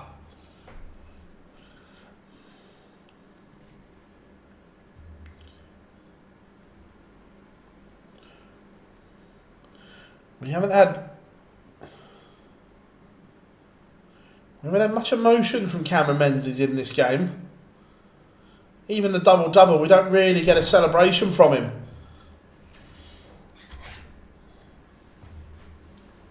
But Cameron Menzies safely in to the last 32.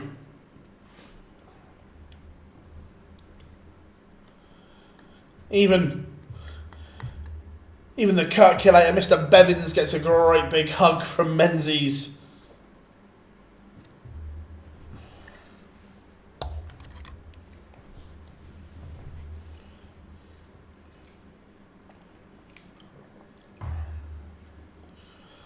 So Cammy is safely through.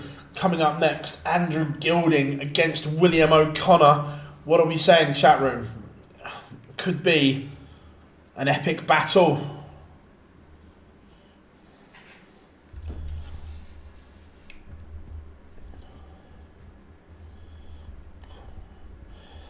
$6-3. Well, look, he's playing well, Mr. O'Connor.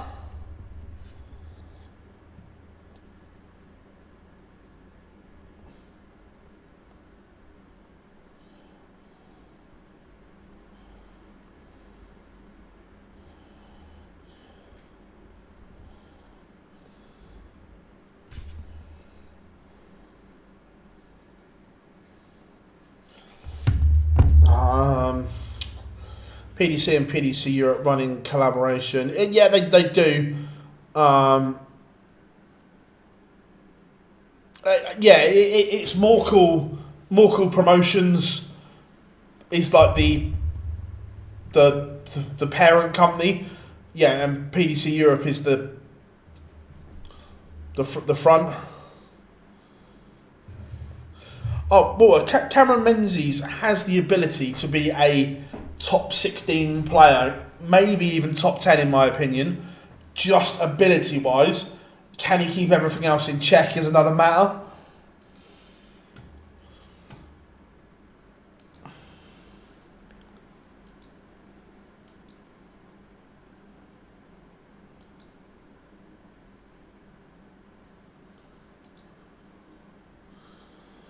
Andrew Gilding has won the ball.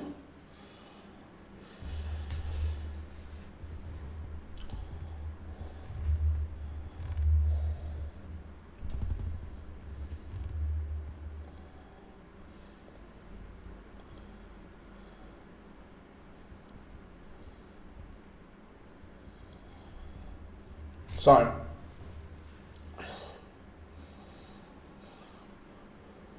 what do we think, chat room?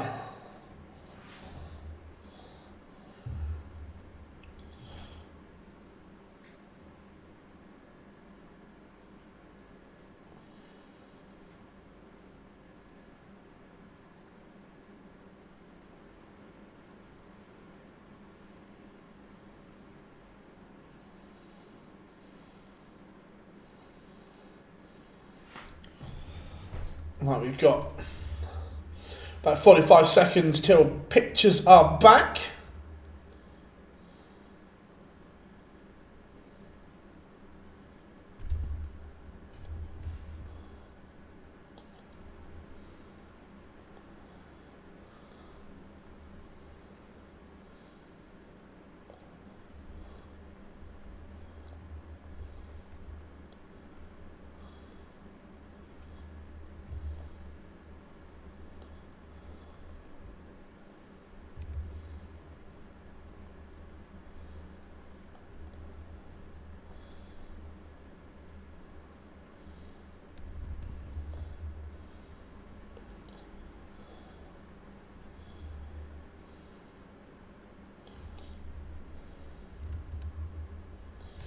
Right, pictures are back.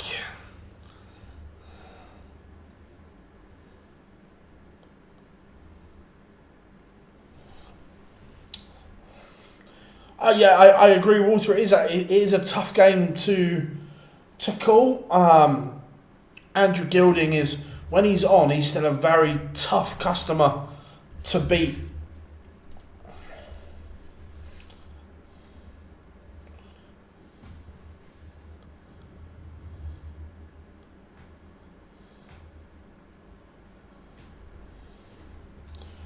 So Gilding O'Connor coming next.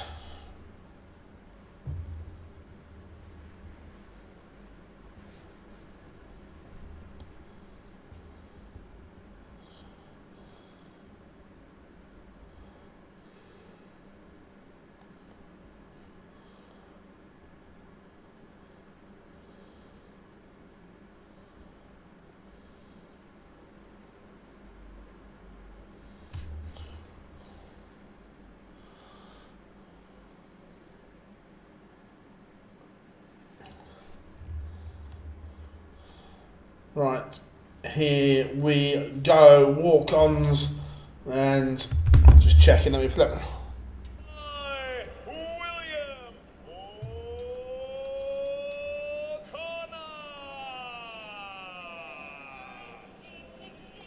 Yep, bit of zombie for Willie. Cheers, Chris. Yeah, if you haven't yet, everyone, you know where that subscribe button is. Plenty of content up there already, and probably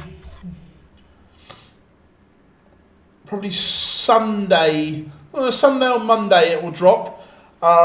Interview with jackpot Adrian Lewis coming your way.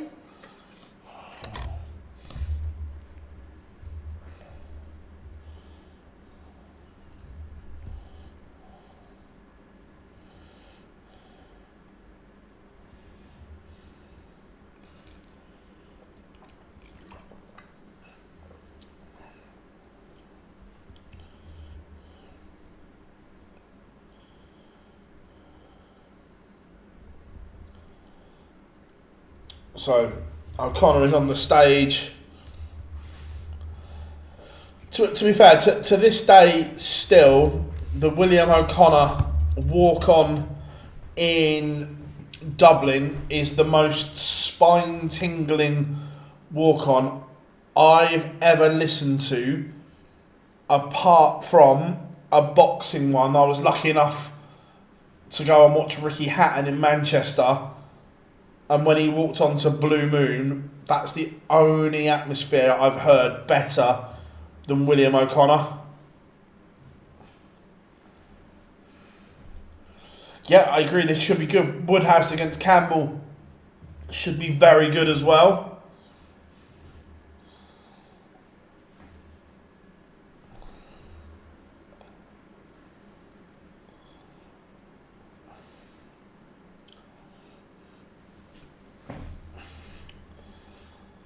Oh, look, local hero is up there.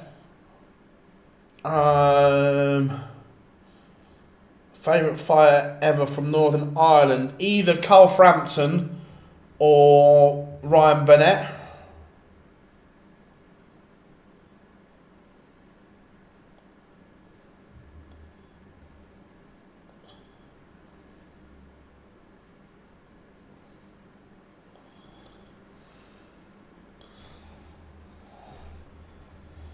How we doing, Harry? Good to have you in, mate. Wessel Nijman, Mario Vandenbogaerde, Richie Edhouse and Cameron Menzies are all victorious.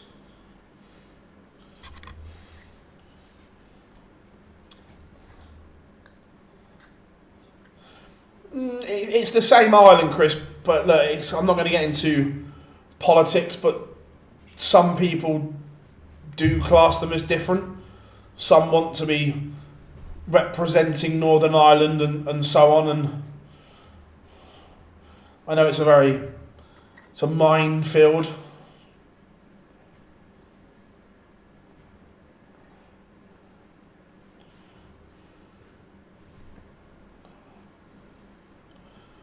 But we are underway.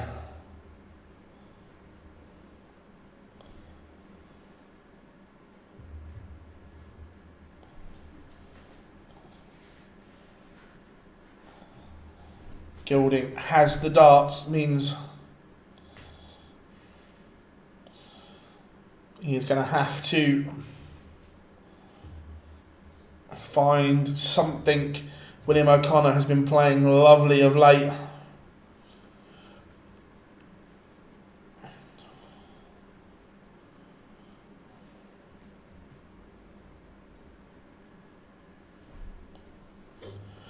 Michael Smith plays this evening, I think. Let me just double check. Or is he seeded?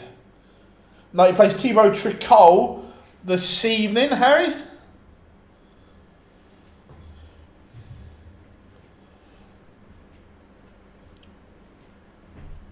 Look, Barry McGuigan, fighting wise before my time, comes across as a bit of an arsehole.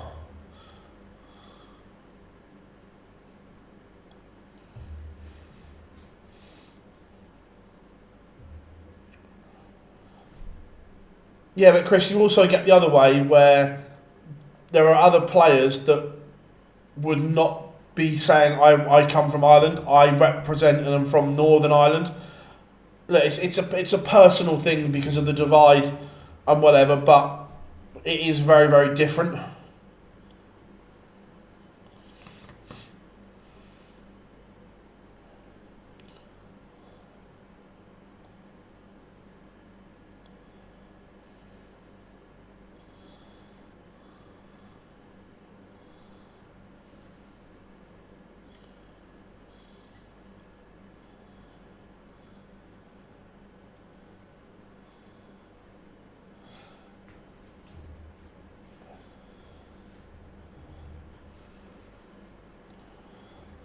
Gilding leaves 66, which could be tricky.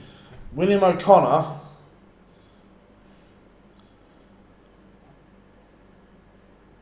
has applied the pressure. Gilding's going to get one dart to hold. And misses early break opportunity for the Magpie.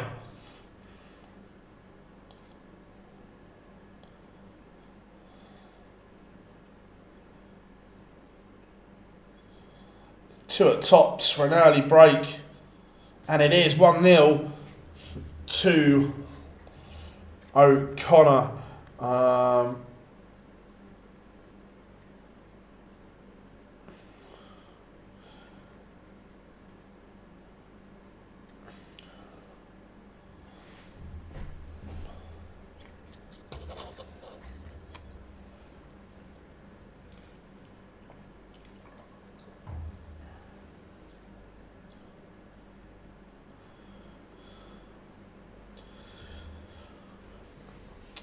Chris, I'm not saying you're right, I'm not saying you're wrong. But there are a lot of people that would disagree with that. I get the sentiment, but there are people that would disagree.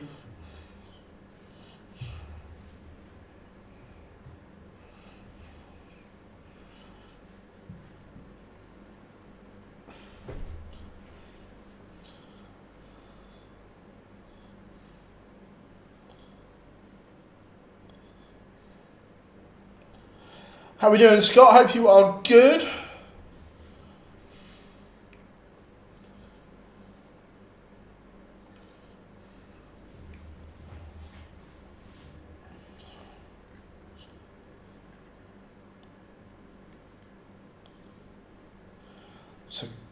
Andrew Gilding has bounced back well from having his throw broken. A tidy little maximum is going to give him a break-back opportunity here.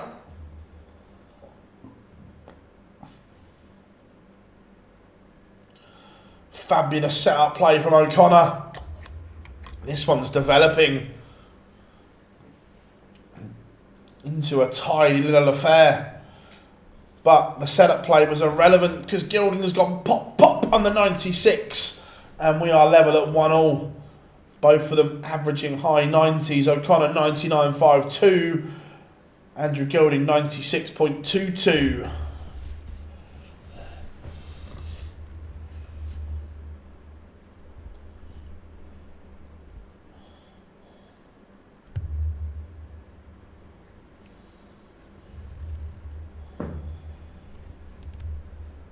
Smith has got a really good chance this weekend. Yeah, he's improved.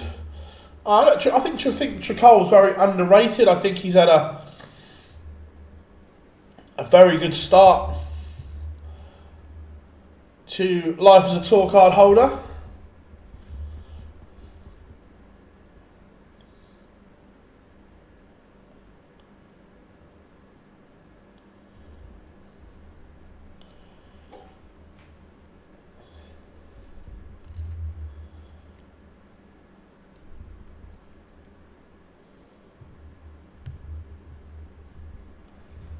But Gilding seems to have taken control of this.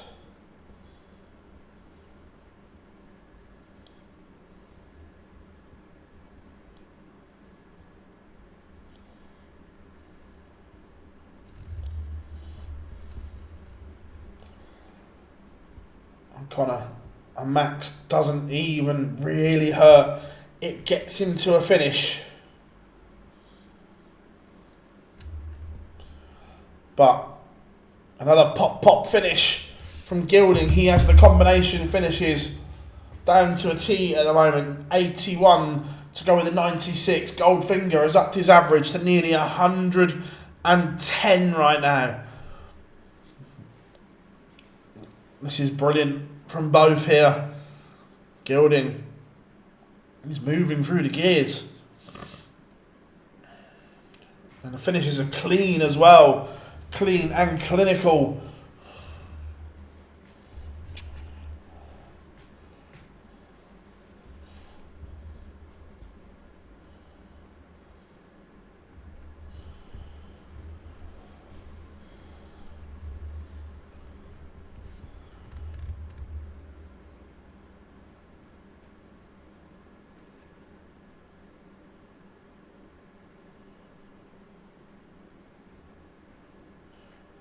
Certainly is, Walter. What a game it is.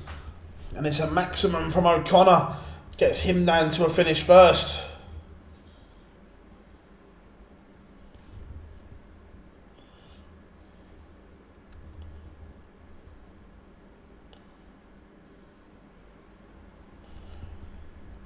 One, 2, 4 for O'Connor.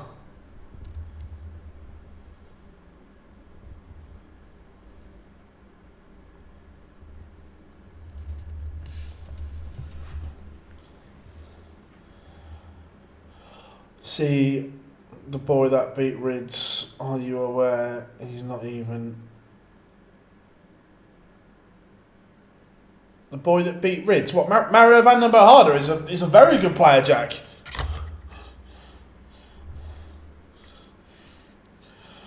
O'Connor needs to get this done here. Does not want to get drawn in. Gilding's combination finishing has been incredible, and it is 2-2.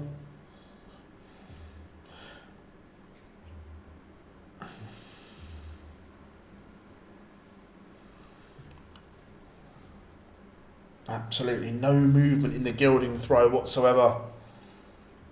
Stationary as you like.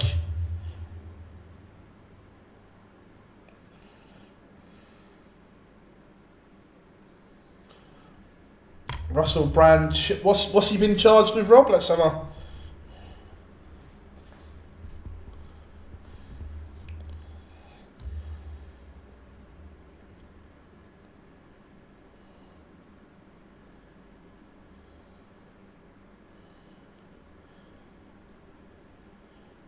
I'm just having a look now on Sky Sports. On Sky News. Russell Brand has been charged with 2 counts of...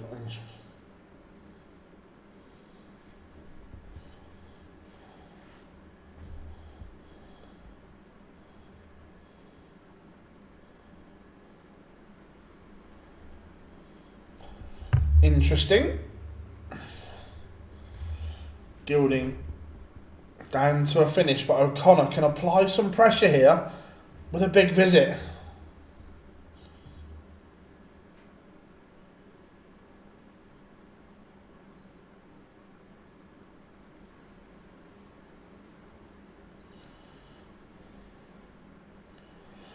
Gilding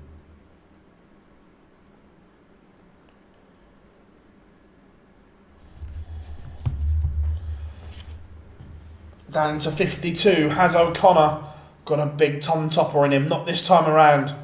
So Gilding will have the chance to lead once more.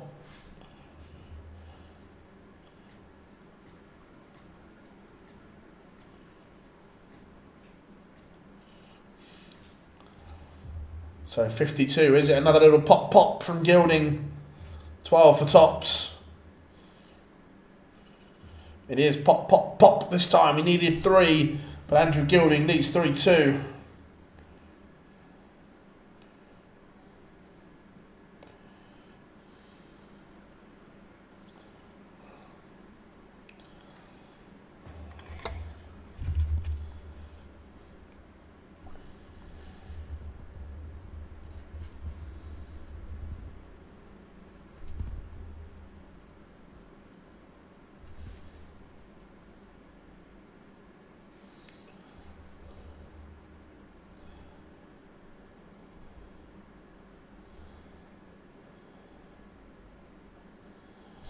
So, this one, nothing between them. The averages are still staggering. 104.53, Gilding 102.94 for O'Connor. Something has to give here.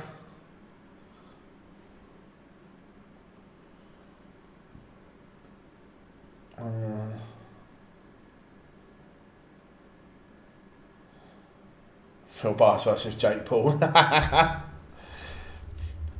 I'd do it. I'd do it for the money it generates.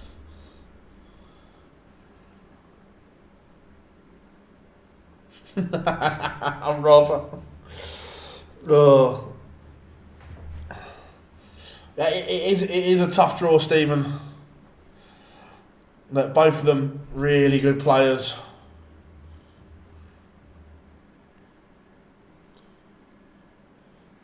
We've kind of been waiting for O'Connor to take that next step, haven't we? But his throw could be under pressure here.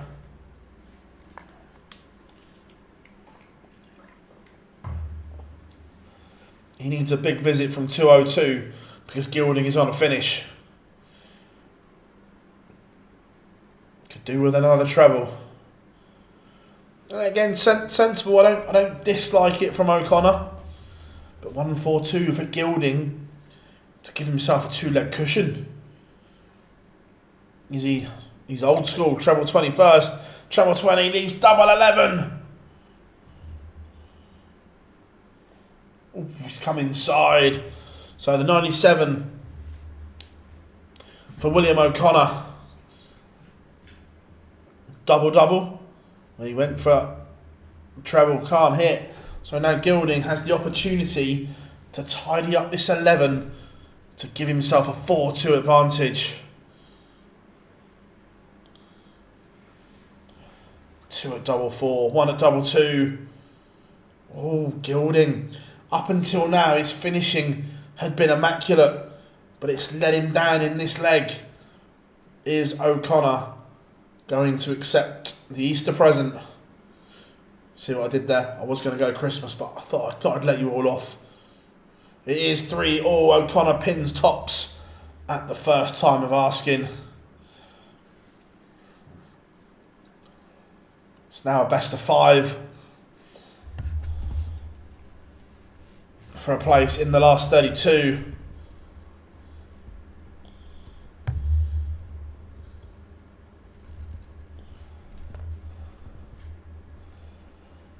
Way to Maxi for O'Connor.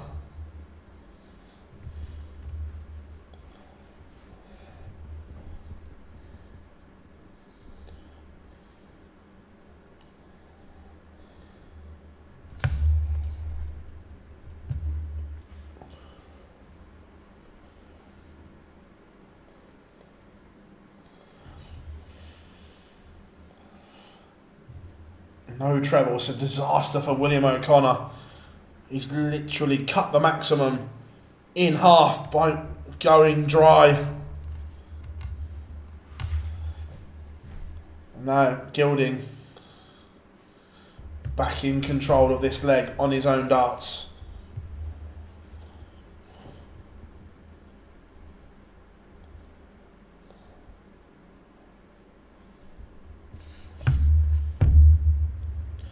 $130 for Gilding. Still got an out. Trouble turning leaves the ball. It's not going to go. So William O'Connor, we'll have a look at the 145. We saw Cameron Menzies take that out in the last game. Can O'Connor join the party? Not this time. So Gilding will return for a look at double 18 to lead once more. 36 for Goldfinger, and it is thumbs up time. Andrew Gilding leads 4-3 in a race to 6. Again, Gilding's average is still over the 102 mark.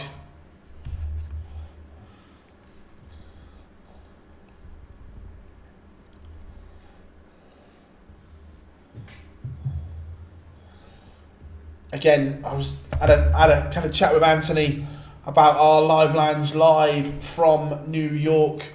We're going to try and do it at a reasonable time for both time zones, for you in the UK and in the States as well.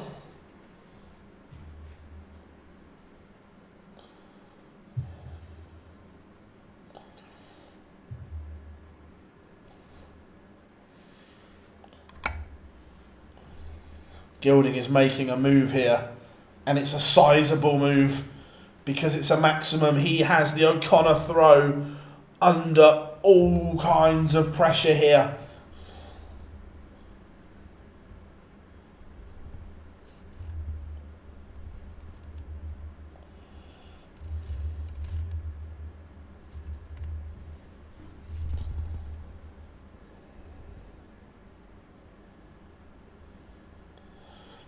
The break of throw is on Walter. Andrew Gilding has left 116, and he will get a look at it.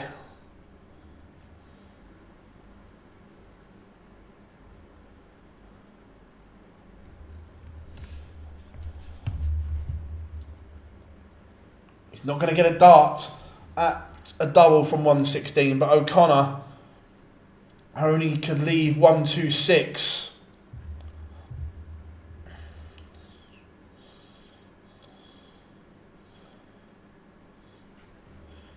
He's going to get a dart at tops to rescue it. Sorry, a dart at the ball. Miscount from me. I knew what it... I was looking at Gilding's 116 on the other screen.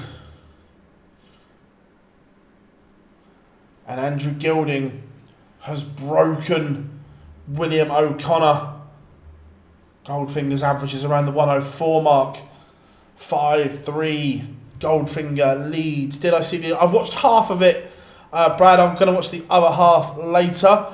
Enjoyed the first bit.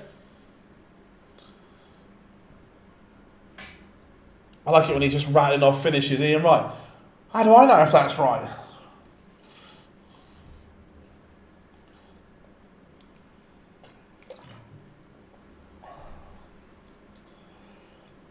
William O'Connor is going to have to fight for everything here. He's going to have to win 3 on the spin, 2 of them on the Gilding darts. Is it impossible? No. Can he do it? Time will tell. Gilding's probably going to have to drop his average slightly, and O'Connor's going to have to raise his. Gilding not dropped below that ton mark as of yet.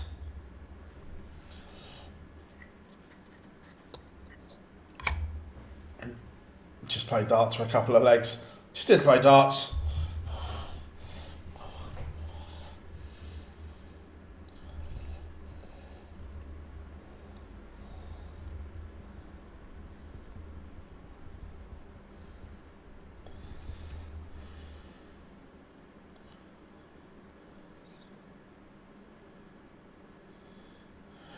Just saw a tweet from Talks. Why? Just out of interest?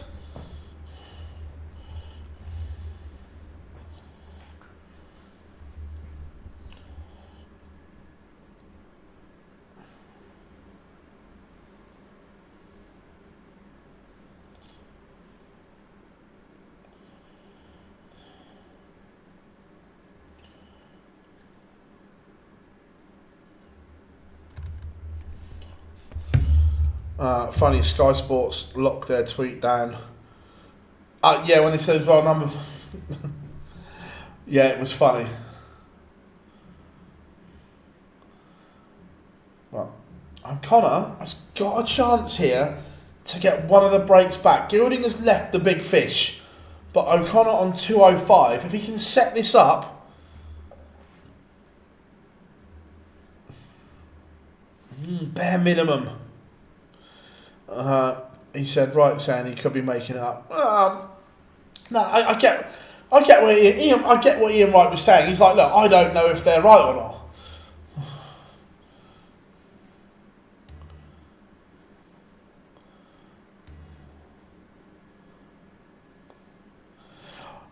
Yeah, I get it, Rob. I get it. O'Connor has missed a dart to get one break back. Gilding now has a match-winning opportunity with 75.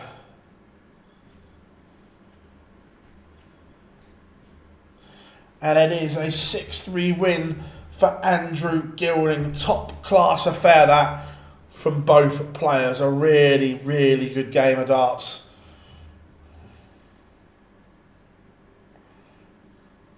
But it is Goldfinger who marches on.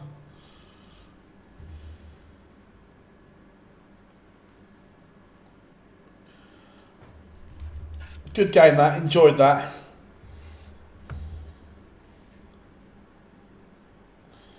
I haven't watched the end yet, Brad, so I'll let you know.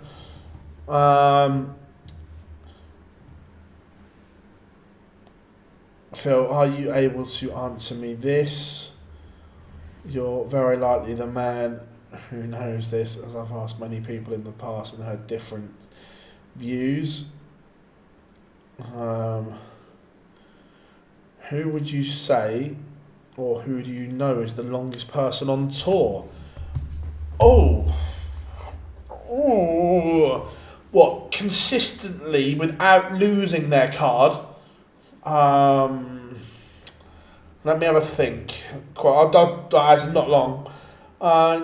Do you feel good for Ryan Joyce this year? Yeah, I hope so.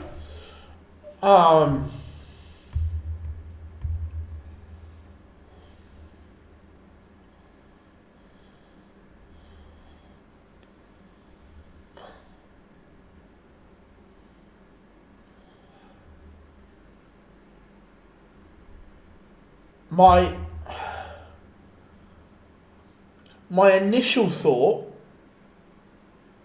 it was beaten. My initial thought when you first said it was James Wade. That was my initial thought.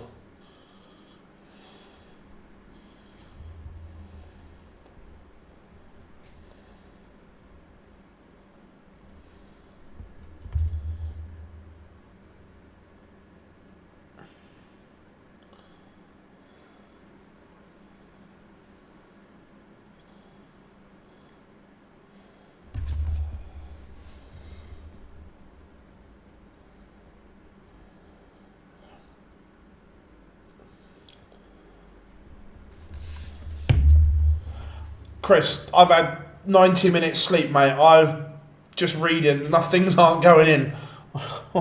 I'm running on 90 minutes kit, mate.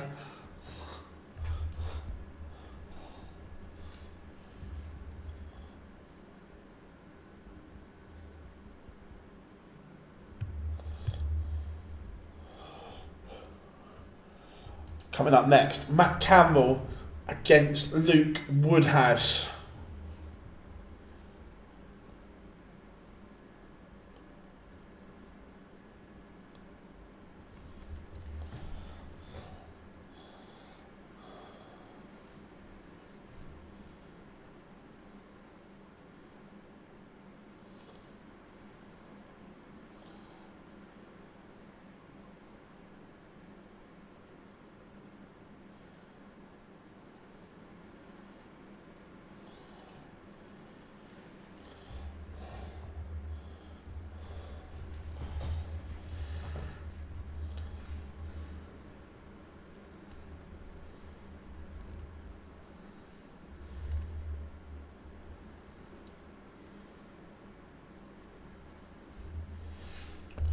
Right, we've got about 25 seconds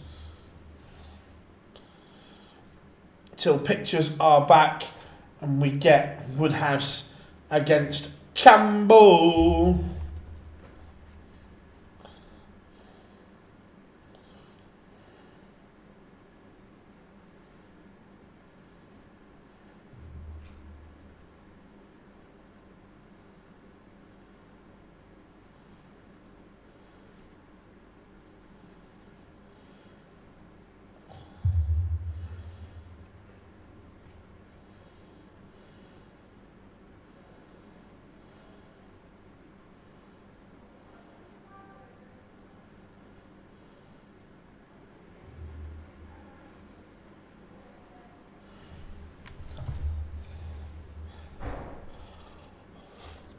So the first 9 average of Andrew Gilding, 108.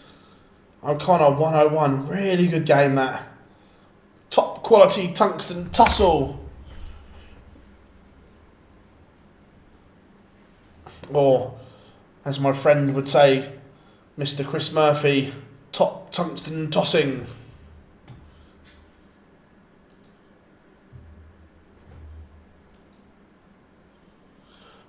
Woodhouse has the darts against Campbell.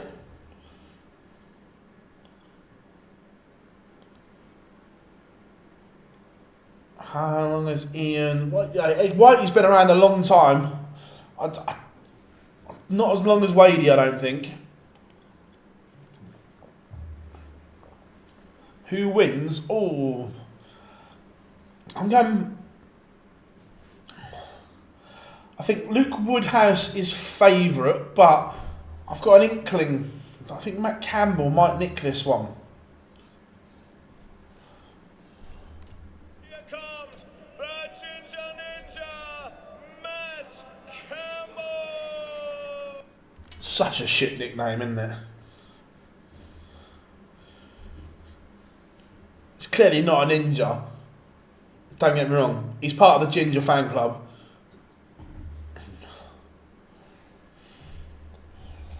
What are you saying, chat room? Who wins this one?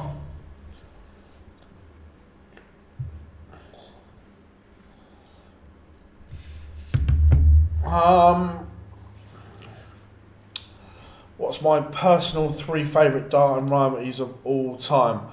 I didn't see it live, but look, Jockey and Eric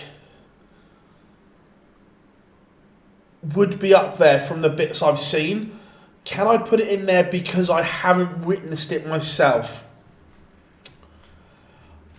I'm going to put it in the top 3 as the honourable one, but because I never saw it, can I put it in there?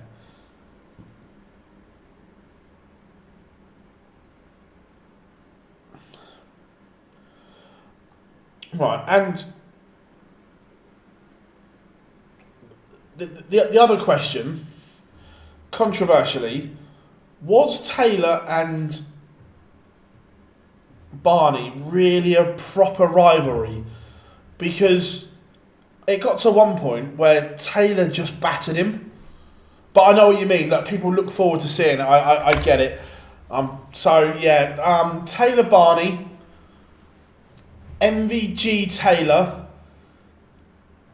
MVG Anderson. I want to put Eric and Jockey in there as well, but the fact I never saw it, do you know what I mean? I do like the he who must not be named and the devil as a rivalry. I'm a fan of that one.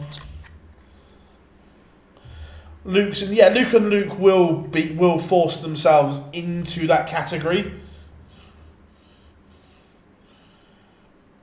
In terms of sheer watchability, Gary and Gezi.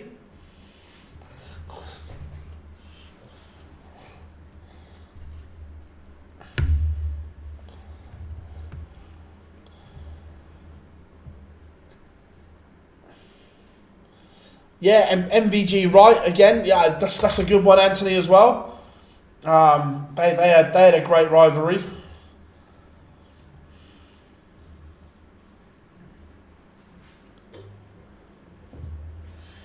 Oh, he did, but you think in terms of rivalry, when we had them sniping at each other, MVG calling him not professional, the subsequent posts that were deleted on social media,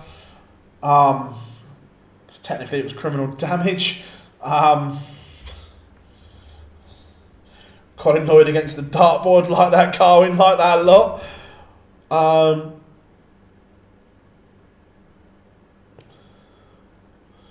MVG Anderson was epic. That I know I go on about it. Anyone that's just getting into darts that has never seen it, go and watch the final from Dubai.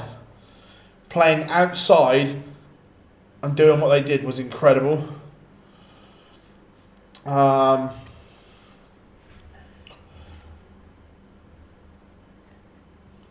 trying to think of what other great rivalries we had.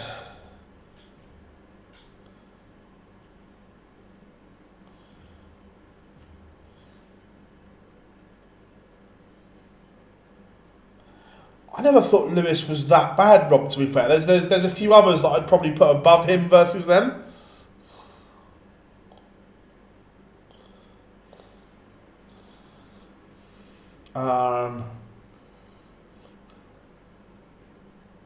Alan Souter versus the PDPA.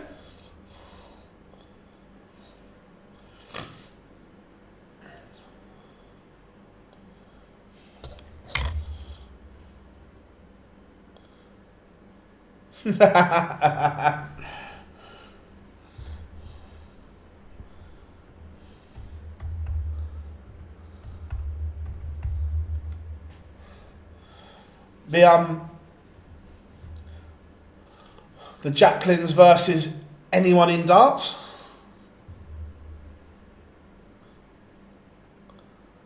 Rob, correct. Yeah. Taylor, Matt. Yeah, again, it one-sided, but it was entertaining.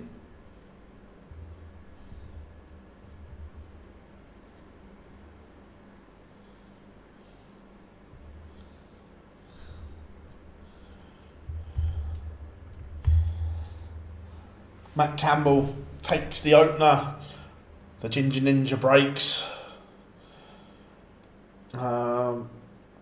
Hanky versus the crowd. Adam Swissnell versus everyone. I like that. There was another question where is Woody the best player never to win anything? No, I don't think so.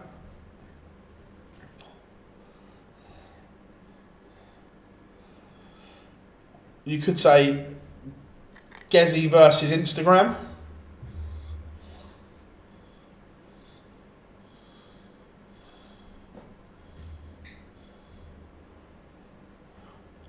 Again, it was only a short rivalry. Was it a rivalry? I don't know, but it was great TV. Nico against Phil.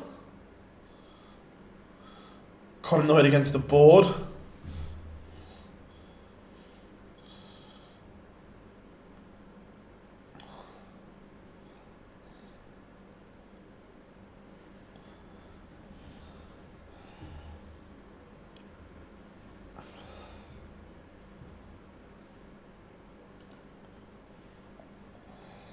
Matt Campbell averaging 97 here. Oh, John Part against the wall, yes.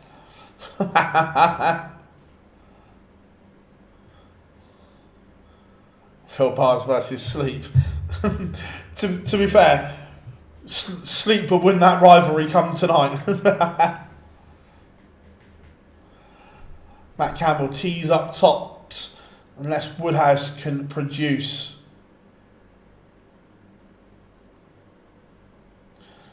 And he can't. Della versus the seniors. There's been some great moments over the years, hasn't there?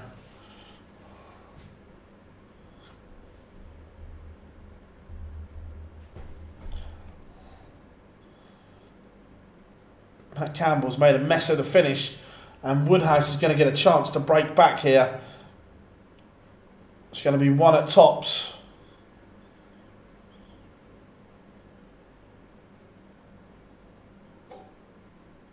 And break back happens 1-1. Mardle versus Pipe. I will be going live again tonight. Yes, I will force myself to stay awake and bring you all the action this evening. And then hopefully we'll have a load of quick games tonight. Can be off early and I can go to bed.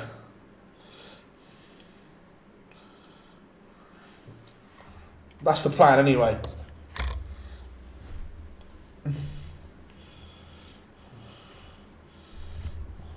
And then we'll be back tomorrow for round 2.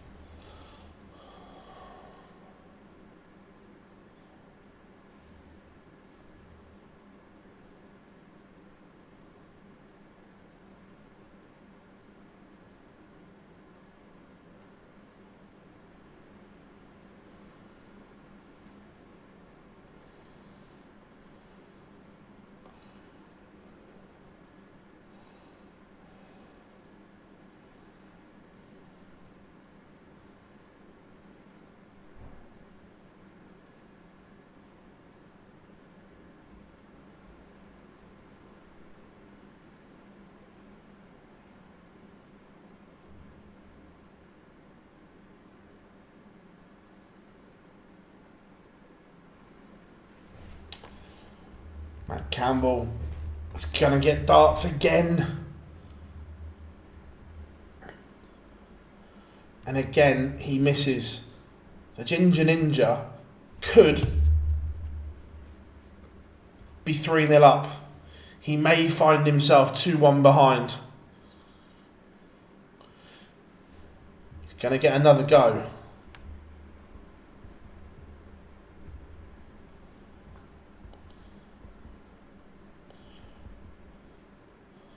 Well, Matt Campbell does lead. 1-1. Madhouse gets him out of jail.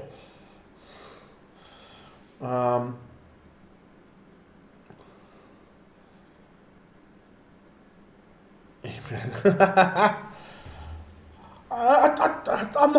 not too bad on that front, Chris. I don't bite too much, or do I? I don't think I'm that bad.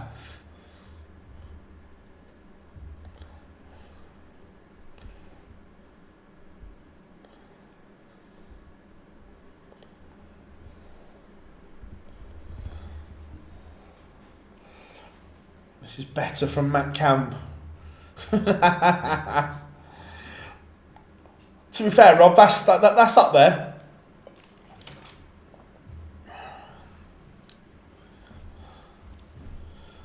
Could do with a treble, Matt Campbell. Can't find one, which just opens the door for Luke Woodhouse here.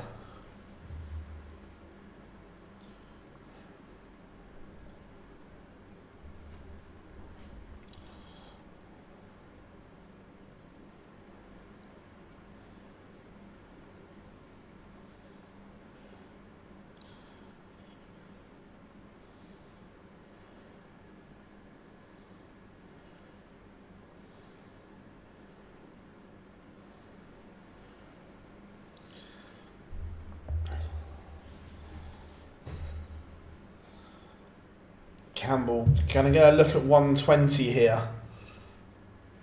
This match has just got a little bit scrappy. But Campbell, 20 and tops for 3-1. The finishing has not been good from Campbell.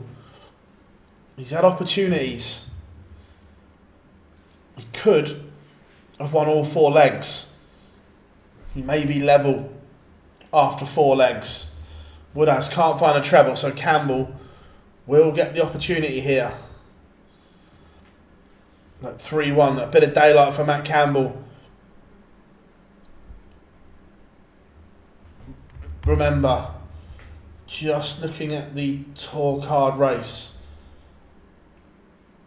Matt Campbell has just gone back inside of the 64.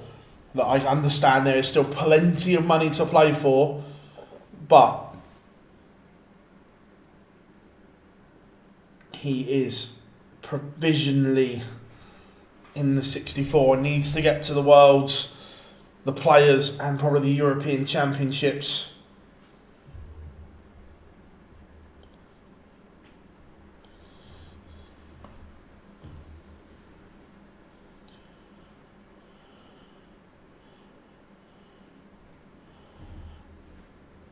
Luke Woodhouse needs to find something here.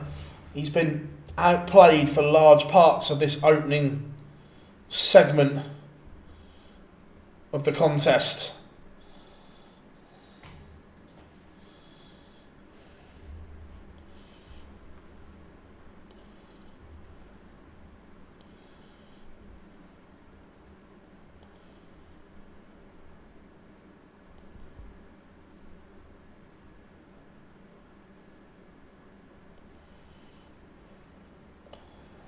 But Woodhouse in control on his own darts here.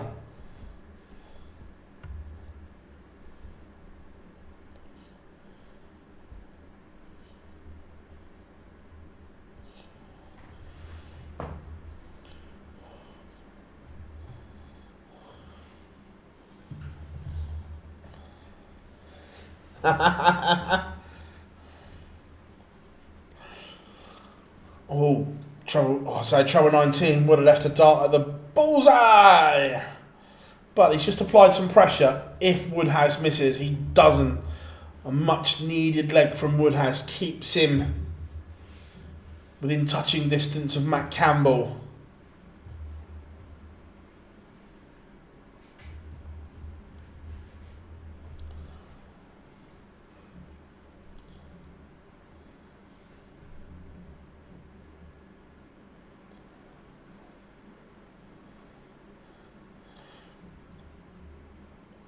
What's Woodhouse got left? 2 games left this afternoon. Jan van Veen coming next, and then to close the session, it will be Ryan Searle against Dimitri Labanauskas, or Laban to everyone else. Again, Campbell just giving Woodhouse chances here. Currently 55. Stephen, but if you go to the tour card race on darts rankings, it takes all the money off their defending, so you kind of get an idea where they are.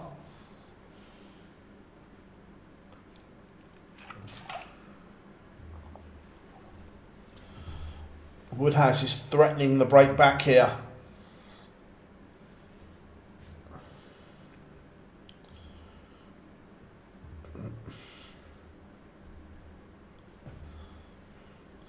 So 93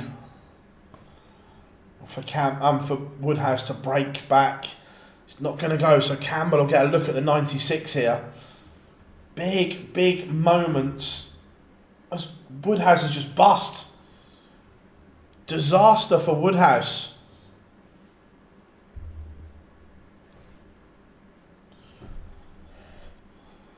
Matt Campbell was left tops.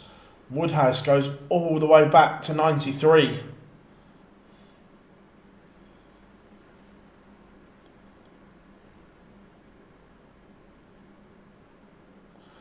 And he knows straight away that look of disaster has forced him to go the bullseye route. Double 16. and he rescues the situation. It is 3-all somehow.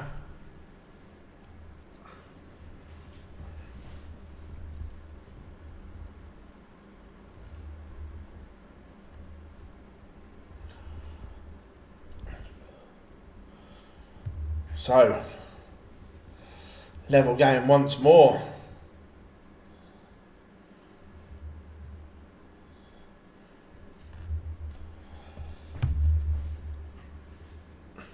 Woodhouse knows that's a big moment. We get a celebration. Matt, don't clap. I know it's a good shot. And I respect the sportsmanship in one way. But darts is too nice. As Roy Keane would say, he's done his job. He's hit a double.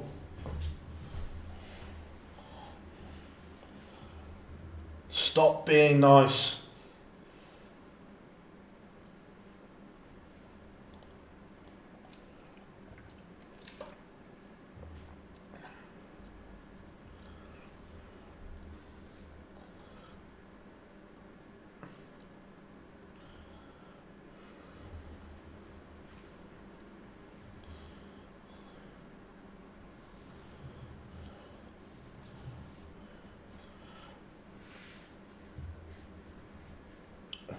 Luke Woodhouse looks as if he's going to take the lead here. The champagne shot. I bet he doesn't go the Brian Roman route.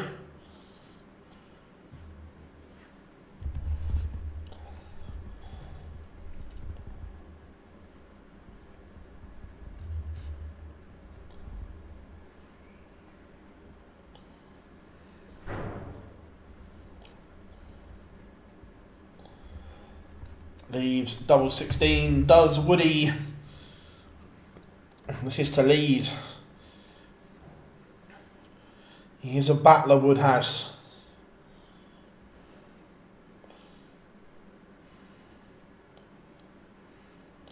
And he does lead 4-3 now. Matt Campbell, like I said earlier, will be cooking himself.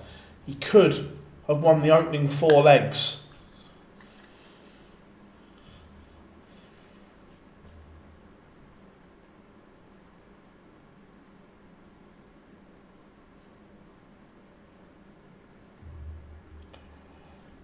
Has he got another spurt in him, or is this one going to go the way of Woodhouse?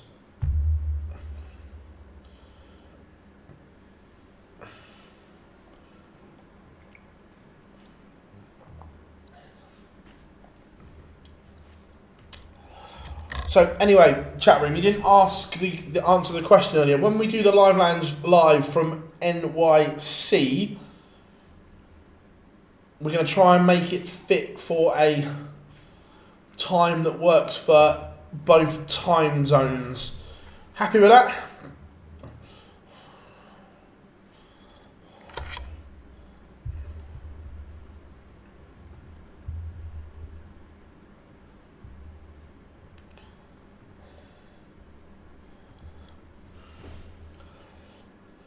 Campbell needs a treble here. Can't find one.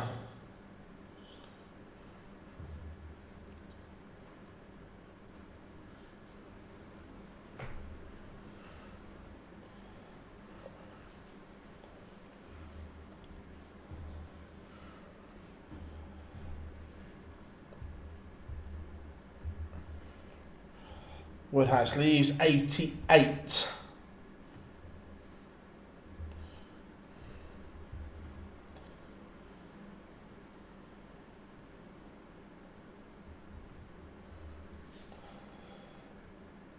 $18 and ball for Woodhouse. Bullseye. Pop, pop, pop, pop, pop. He's popped it.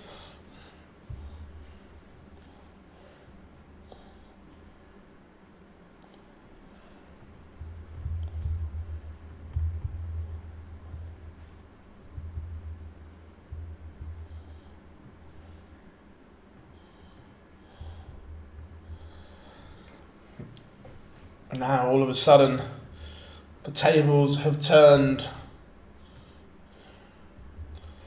And Woodhouse has time on his side. He has the cushion that Matt Campbell once had. Yeah, well, that one will hurt.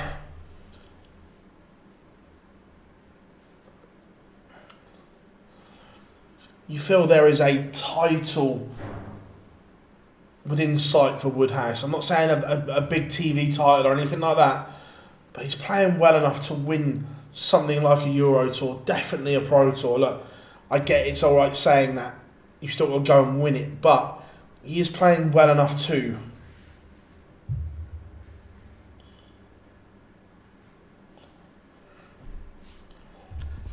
Coming up next, Jan van Veen.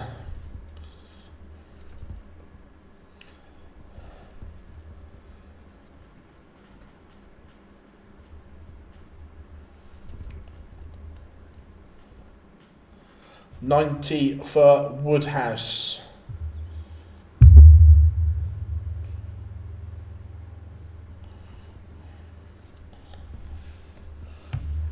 Leaves tops. Nothing Matt Campbell can do about it.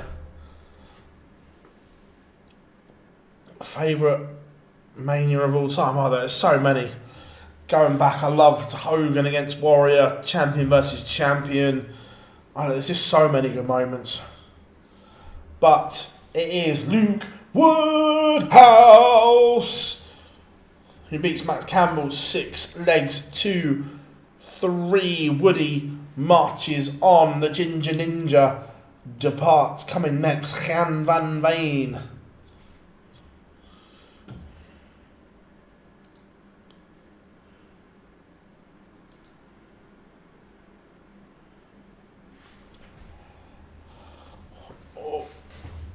Stretch the old legs.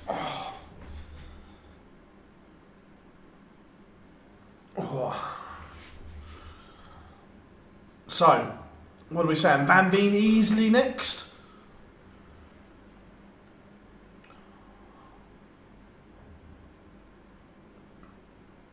Yeah, he did. Like, it was Andrew, it was Gilding's finishing.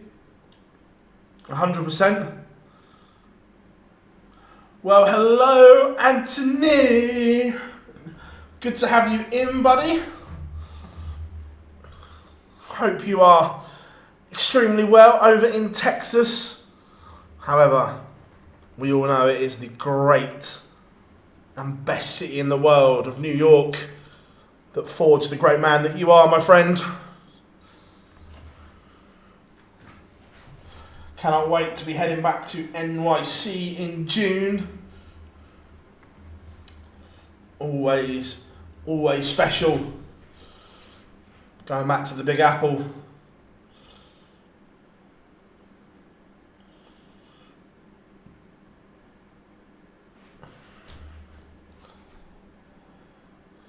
So 2 games to go. Jan van Veen coming next. And then Ryan Searle and Darius Labanauskas to finish off the session. Then this evening, Jermaine Watamina against Karol Sedlebox. Ricardo Pietreczko against Krzysztof Rydz. Raymond van Barneveld then in action. Michael Smith against Thibaut Tricot. Looking forward to seeing Bully Boy. This could be an absolute belter as Dirk van Dijvenbode takes on Nico Springer. Nico was in Berlin last night for the Premier League as well. Said hello to him. Martin Diggity Schindler against Isn't He Thomas Lovely. Mike De Decker against Daniel Closer. Then to close the show, the rockstar Joe Cullen takes on Stack Attack Robert Owen. What a day we have here on the European Tour. ET3 from Rydz in the east of Germany.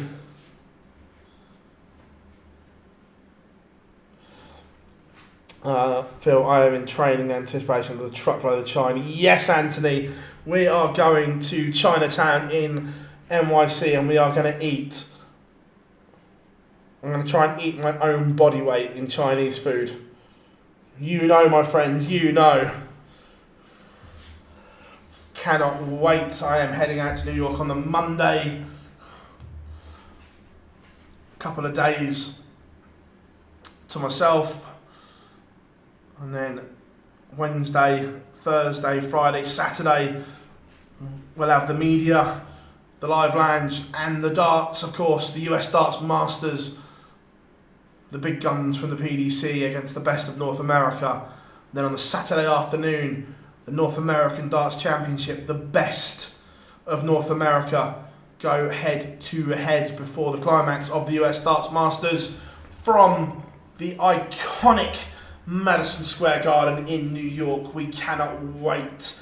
The best World Series event on the calendar. You know it, I know it. It's going to be epic.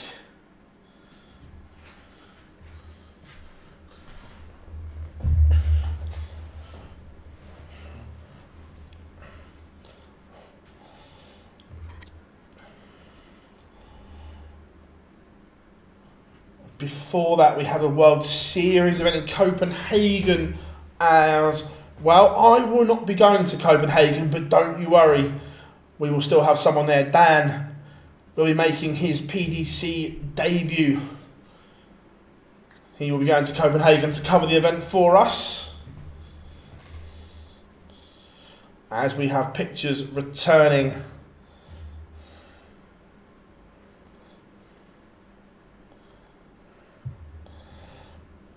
Anthony is going to teach me how to get the train and the subway from JFK to Manhattan. Normally I just spunk the money on an Uber, but I am going to go full style and get the train this year.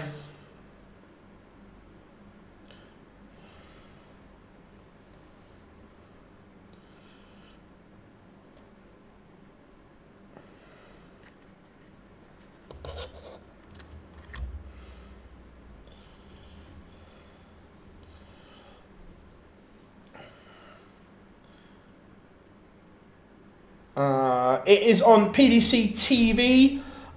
Scott, all the games live on PDC TV. You can either get a monthly subscription or a day pass, and I don't get any kickback from it whatsoever. But I think it's 50 quid a year for PDC TV, and the amount of content you get from it is incredible for that money, in my opinion.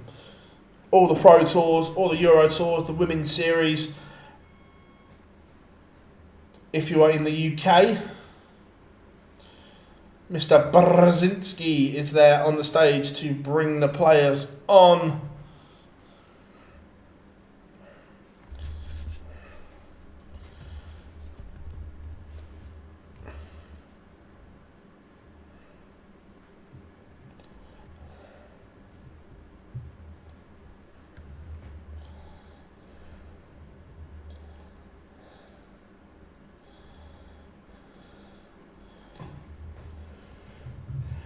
Just seen two great additions to the DAZN boxing talent team.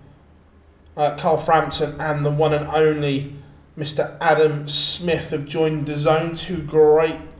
I don't know Carl Frampton, but I've watched him, a great broadcaster. I know Adam Smith very well. One of the nicest men you will ever meet.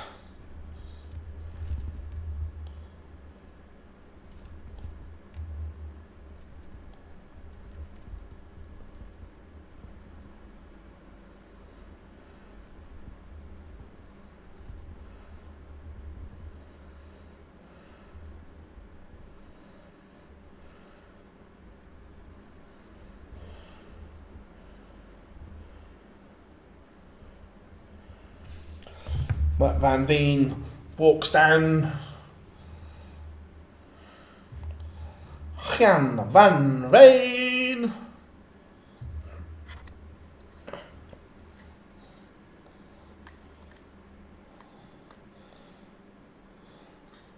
He is, yeah. He's an excellent boxing analyst. Two great signings there for DAZN in the UK.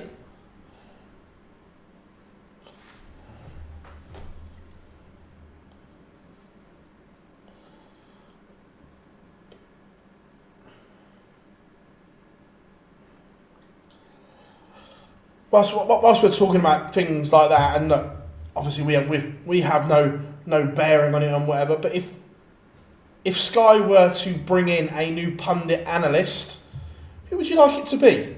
Who would you like to join the Sky team? bearing in mind, like, forget any things that he'd never worked there. If you could pick someone to join the Sky team, who would it be? I know mine straight away. Mace. Mace would be my one straight away. I would love to see. Andres, thank you very much, mate. Thank you. I'll take that all day long. We'll take it.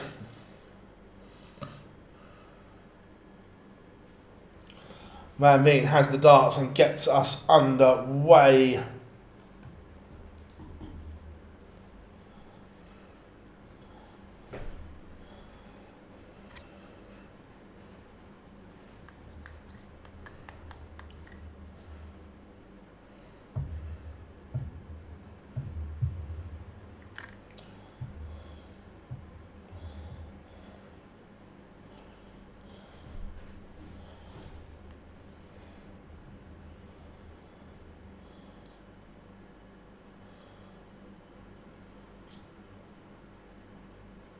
Interesting setup from Paul.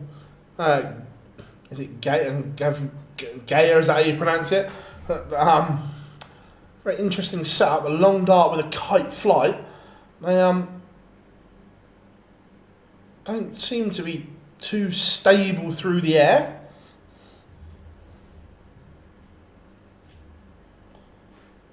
But he's got the Veen throw and some pressure here.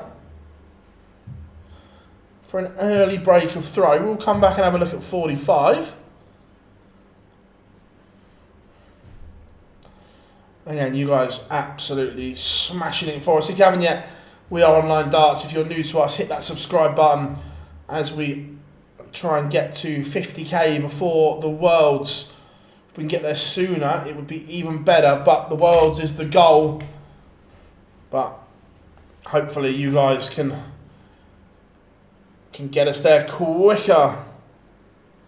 Mace is a massive part of the TalkSport team, James. They've been doing comms on the Premier League and do it on their YouTube and that as well.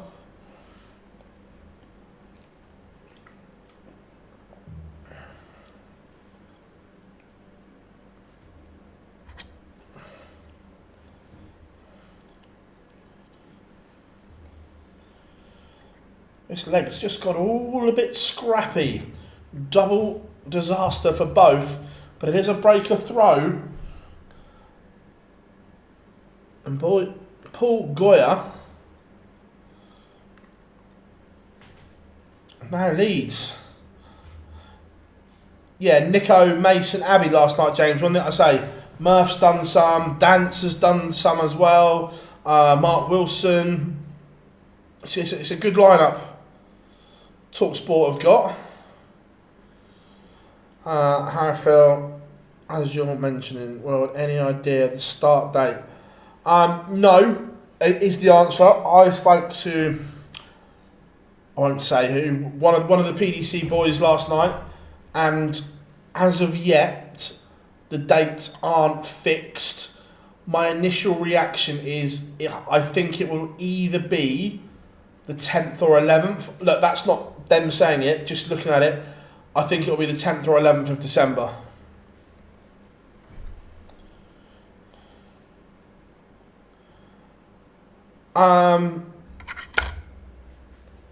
Because, Rob, again, it's the TalkSport social team has nothing to do with like the actual content. Do you know what I mean? The content team is to drive clicks, impressions to where it needs to go and be. So that's why basically.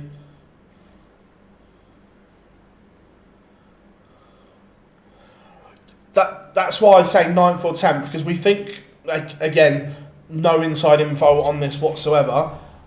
I think the final would either be the 3rd or the 4th. So if it's the 3rd, I think the 10th. If it's the 4th, 11th.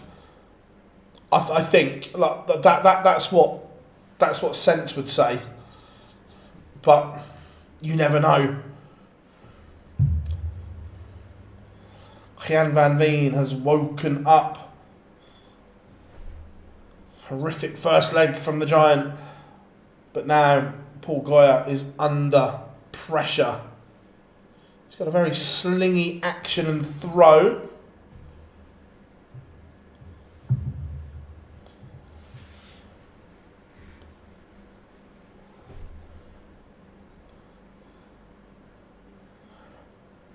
Anthony, don't worry about being a few minutes behind. I'd love to see Skynet. So, I would love you to do it, Anthony, and I hope. Look, I don't know if you've even, or one, whether you'd want to, or whether it can be sorted. But I'd love you to do some comms on the North American Darts Championship in June.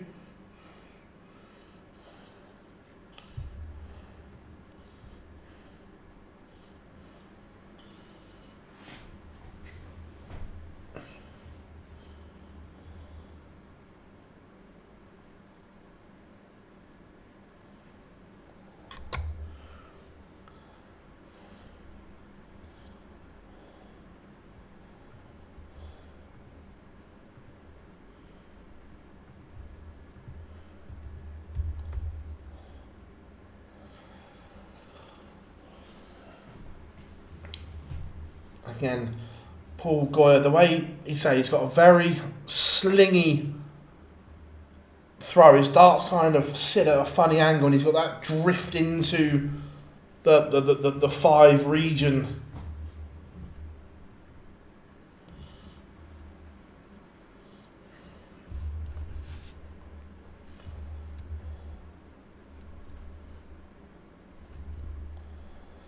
Van Veen looking to forge in front here.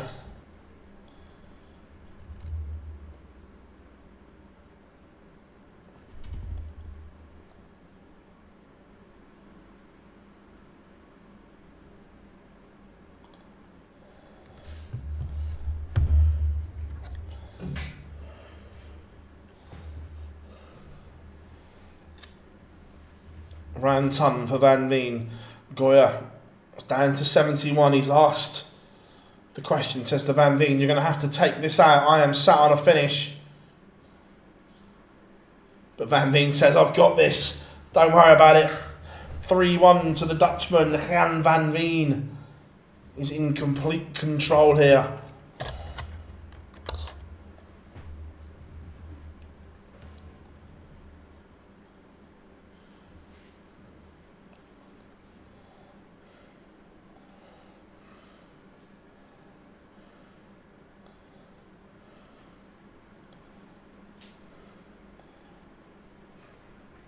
Looking right, this is going to be one-way traffic from here. There's that seismic disparity in the averages.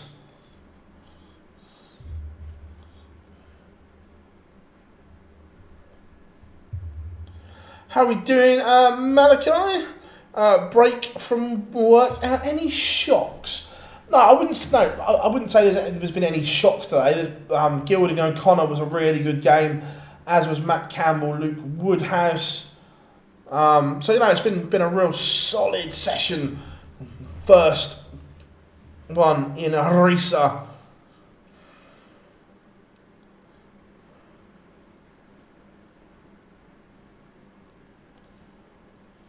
The big fish. Is he going fishing?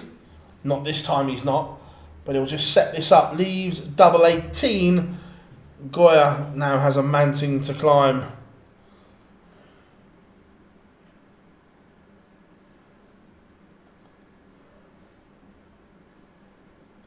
Double 18 for Van Veen and 4-1. Last dart in hand. There it is. Will MBG be in the Premier League next week? Oh, right now, Jamie, we don't know. Is the honest answer. I will try and find out some more info across the weekend, but right now we don't know.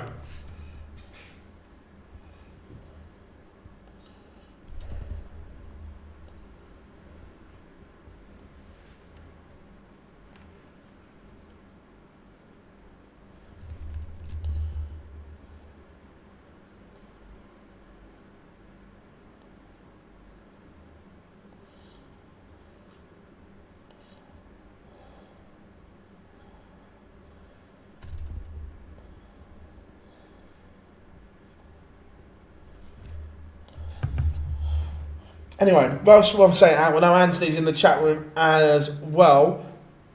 What if we can do it? What else? What other sort of content would you like us to try and maybe do in New York? Is there something that you'd want us to do?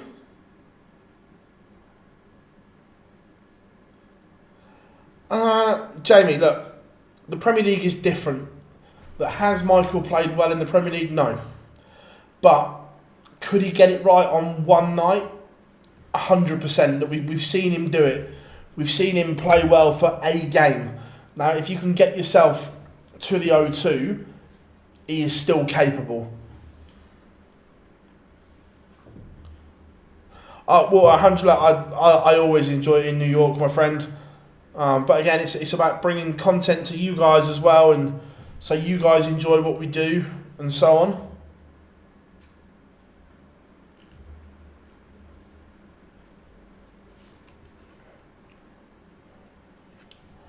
Ask randoms on the street if they've heard of darts. That's not a bad chat, to be fair.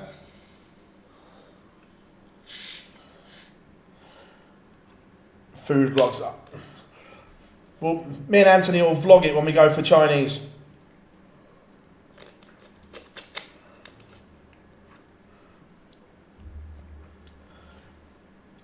Van Veen is a leg away from beating Paul Goyer. He is in complete control.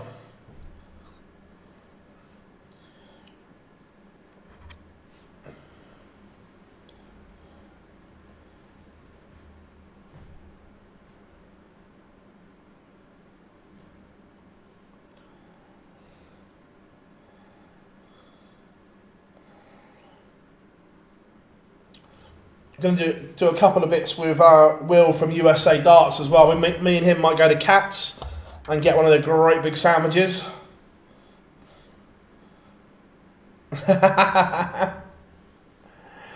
So, double 18 for Jan van Veen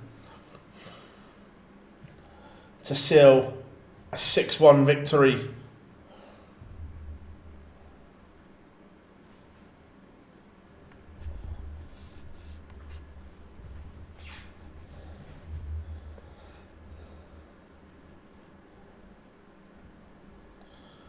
And there it is. It is done. It is dusted.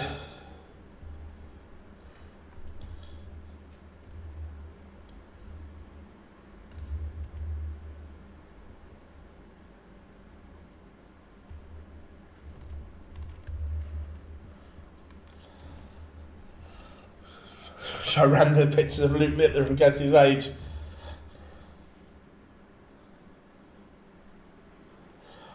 Find some dark. To be fair, I know the best place for that in New York is McHale's, where we did the live lounge live from last year. Rob Cross was in there having a practice with Stowe Bunts.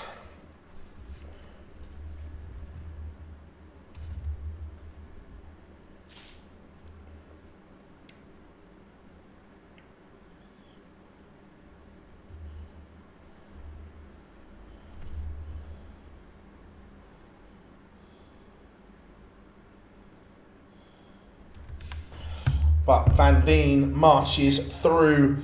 Paul Goyer departs.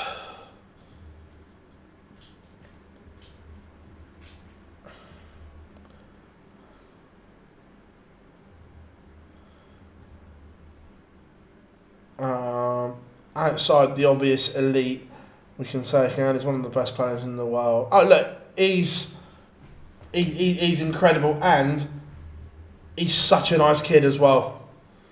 I say kid, what is he, 20, 22, 23? He's a really, really nice lad. But what a game we have to close the afternoon session.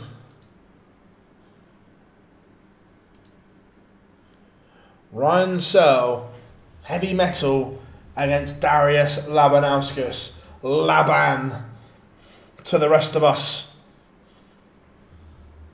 Ryan Searle has won the ball.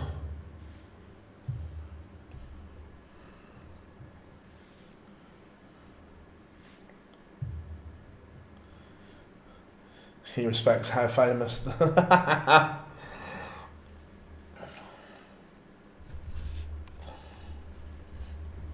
But yeah, Dan's going to Copenhagen for us, so buzzing for Dan to go out on his own, which will be cool. And then New York coming up as well.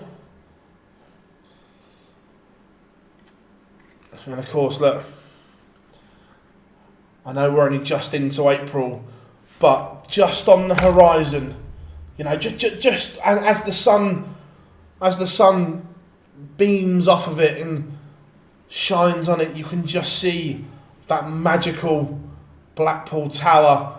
The Winter Gardens is calling. The Empress Ballroom, it's not that far away. It's on the horizon, the beloved World Match Play.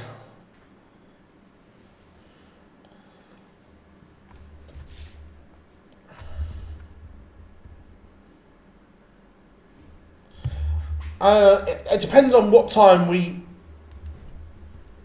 get out.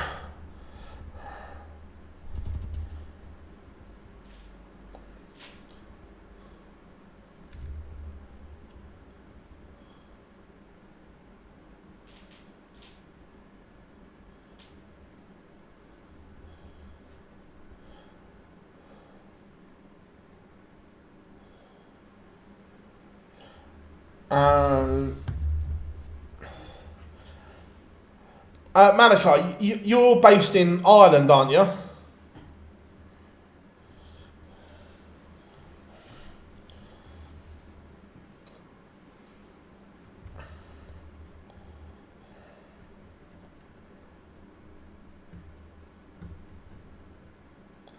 Yeah, so customs in Ireland is an absolute nightmare because I sent some flights out to one of our members to Ireland and they got sent back, and I've had other people at the moment trying to send stuff to Ireland is a nightmare.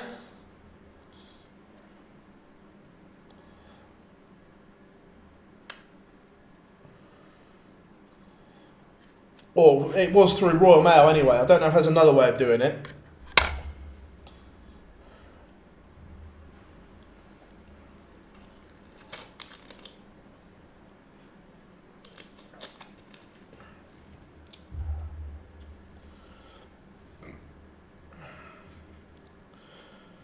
So Laban against Heavy Metal is about a minute away.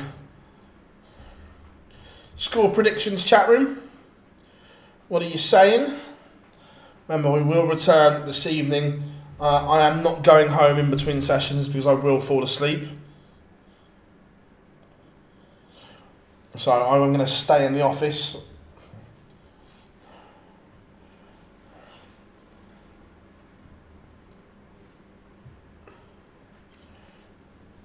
Stay here and get some work done.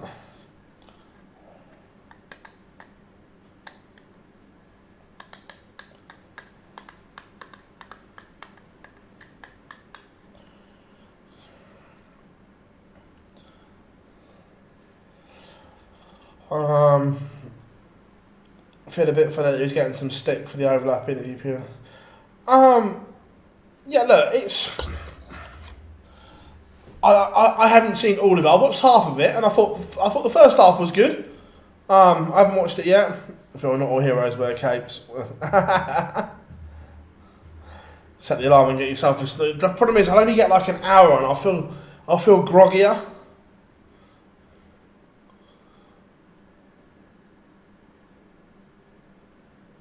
He looked very shy when he was. Yeah, I think so. But I thought he spoke well. I'll say the first half of it. I thought he spoke well.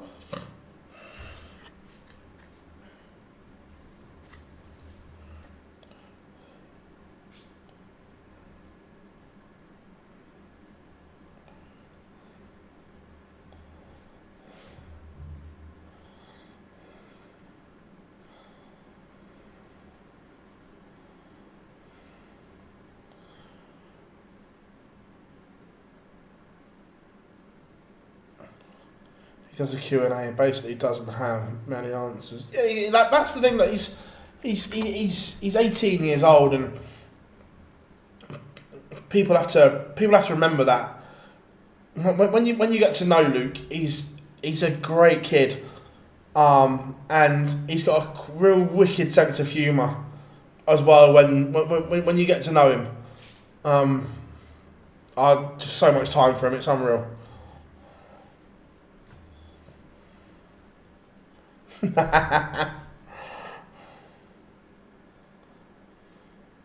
Yeah, I've watched the Searle Campbell.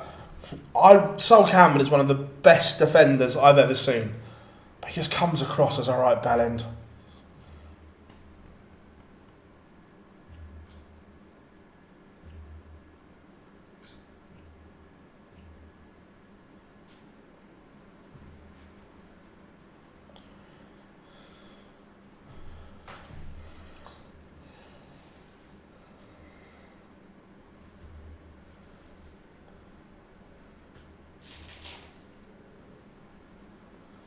So I came across as you. Yeah. As a player, he was incredible, but just an absolute tool.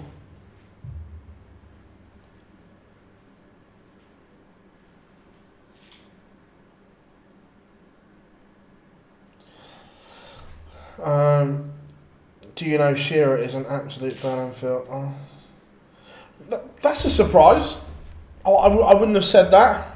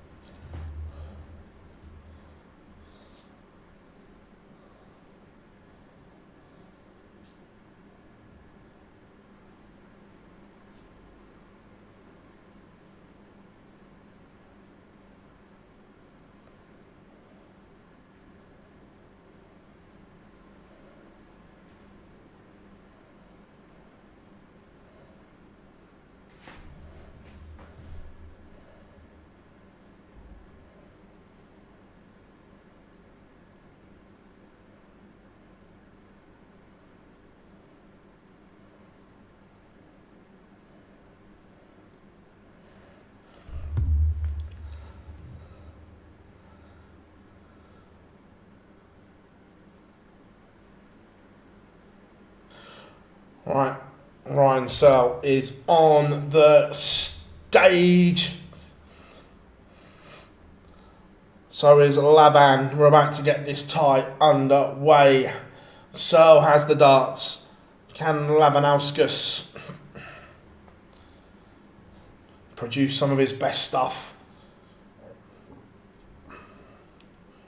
Or is heavy metal going to go through the gears?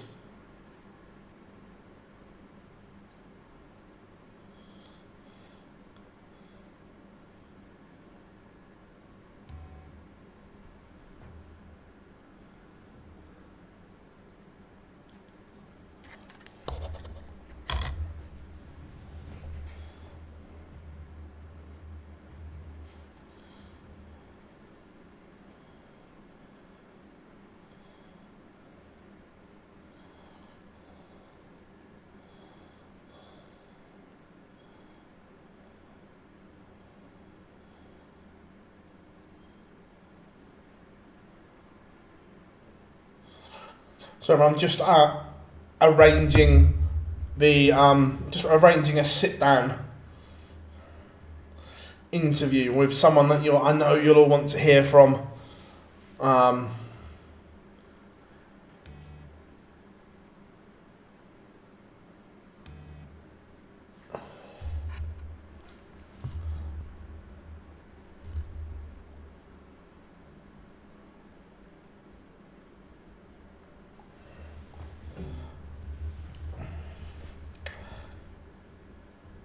Not Shearer, but the person in question does own a fishing lake.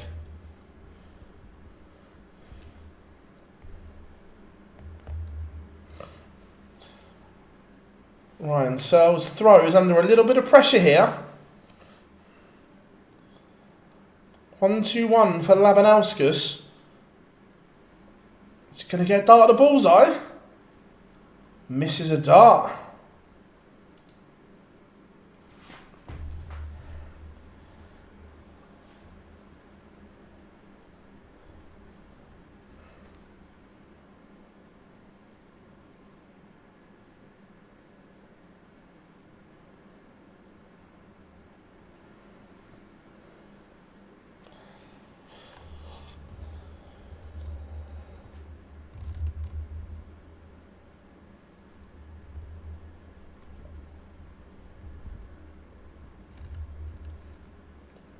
Labanauskas has broken Searle.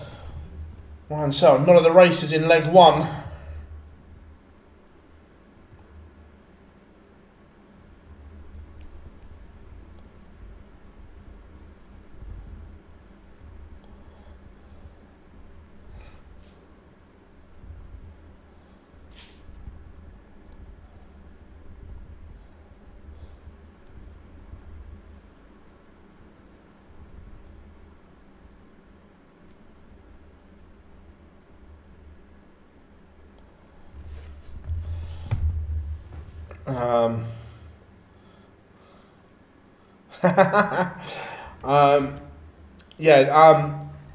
I can confirm that I will be going to do a sit down with the Flying Scotsman.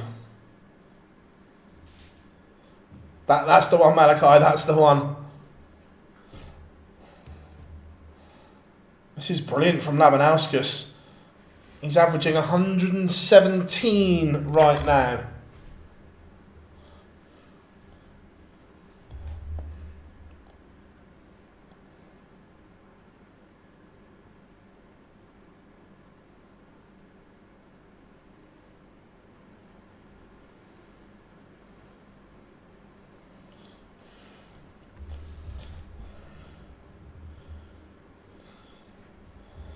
It is 2-0. This is exceptional. From Laban.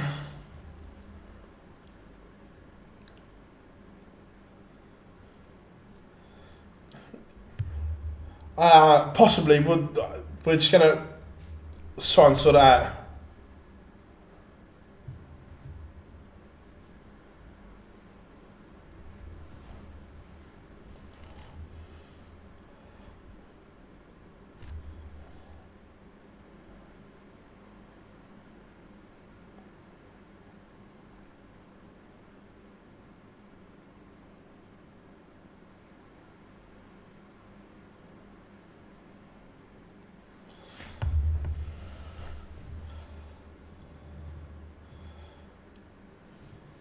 They feel this is a leg that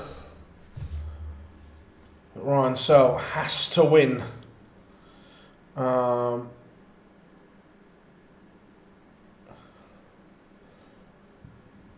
odds is John Bon? I haven't even looked at the horses today.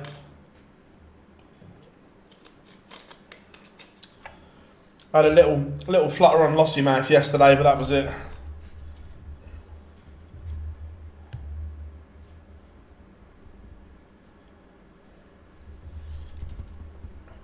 $80 for Ryan Searle.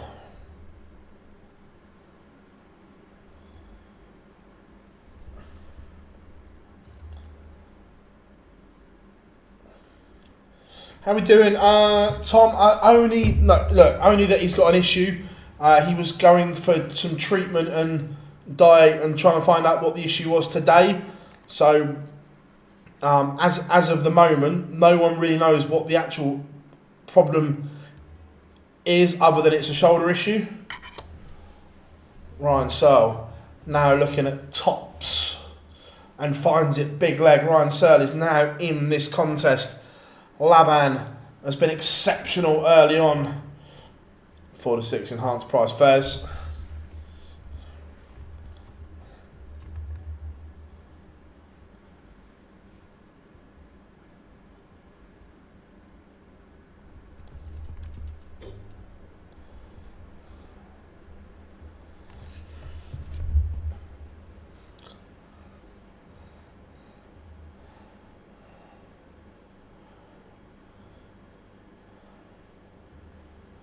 Yeah, I only went with Lossiemouth just because of how good she was over that trip at Cheltenham. Big visit here, and Searle is pressuring the Labanauskas throw now. Again, Laban was incredible for those opening 2 legs. Could he sustain it was the issue.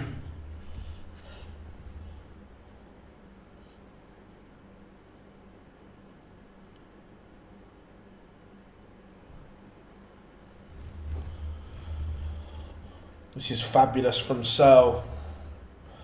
Look, the slip into the 5 leaves a trickier finish than what he'd like.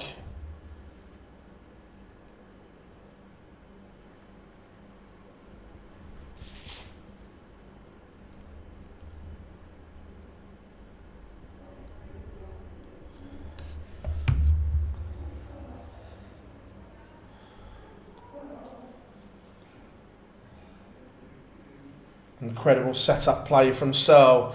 Labanauskas needs a huge finish to rescue this leg.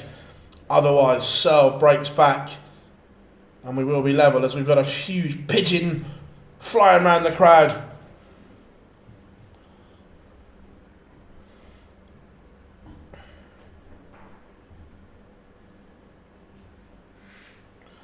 And we are level 2 apiece.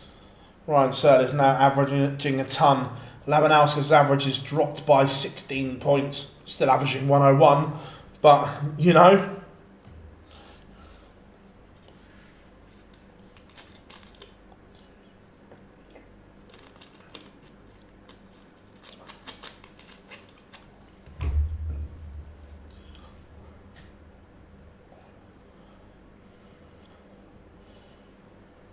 This one poised nicely now. Both of them in the groove.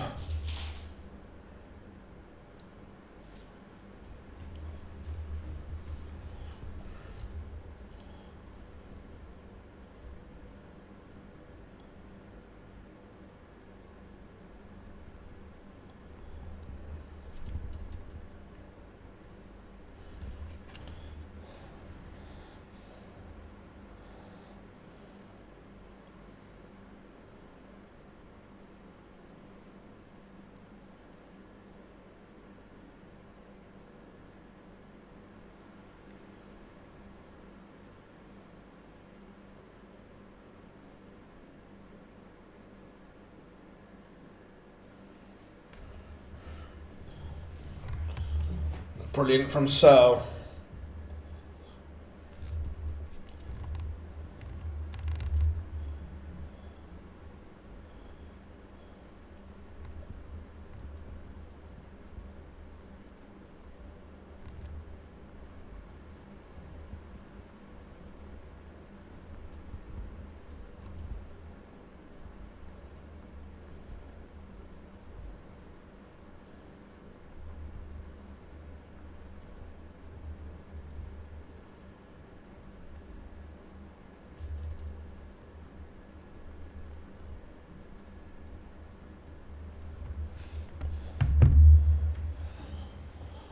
Missed opportunity, and Labanauskas has punished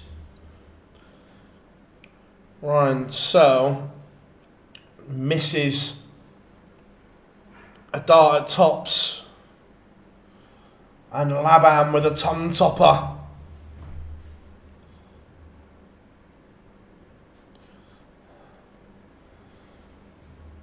And then kicks off with a maximum. Is it a second win from Labanauskas?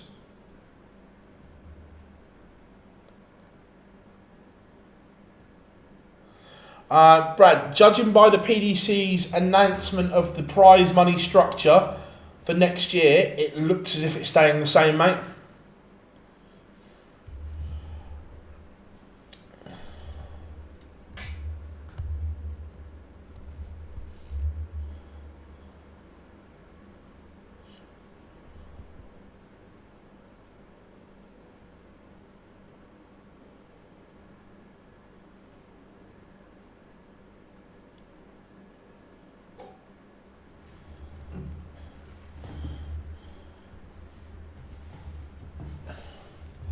Ryan Searle needs to apply some pressure here.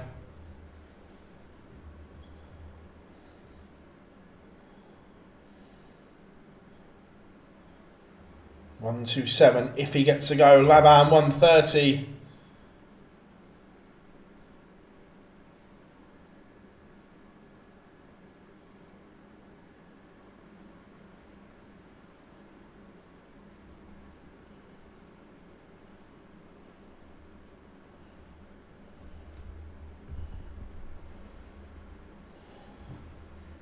Yeah, and that's the problem, Malachi, that everything is selling out in a heartbeat.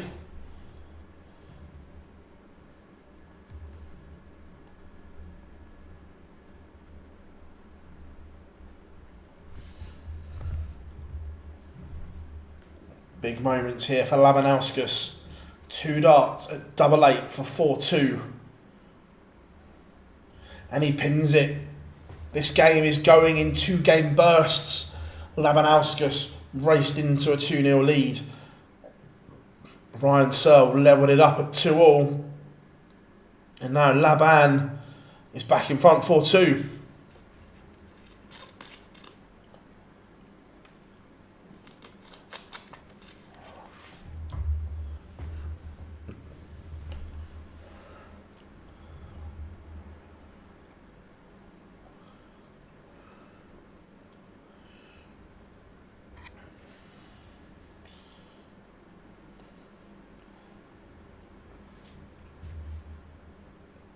You just feel that Searle can keep this up. It's can Labanauskas play to this standard, leg in, leg out. Right now he is. This is brilliant from the Lithuanian. And a trebleless visit from Searle gives Labanauskas the opportunity here.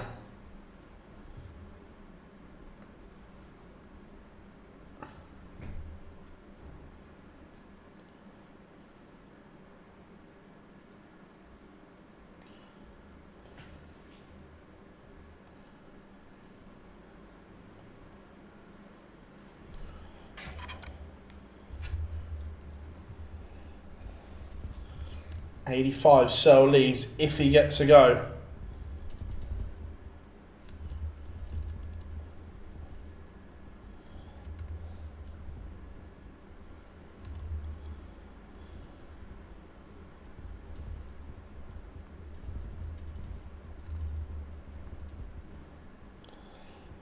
It's good from Ryan Searle.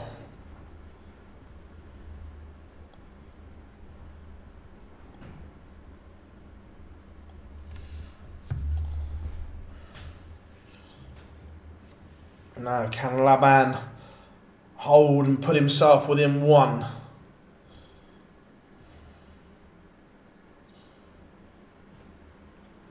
Both over the ton mark on the averages. This is superb from the pair. But at the moment, Labanauskas is showing no signs of wilting on his own darts. He has the advantage. He's broken the Ryan Searle throw.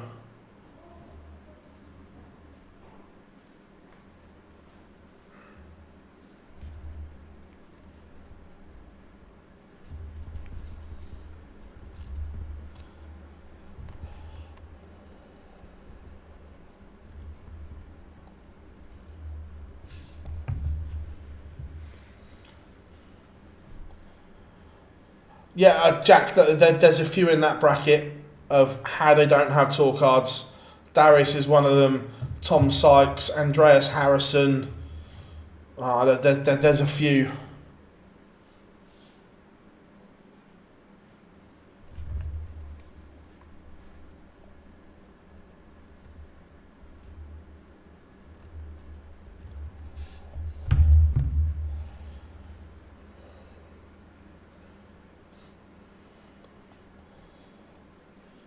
Labanauskas to go within 1.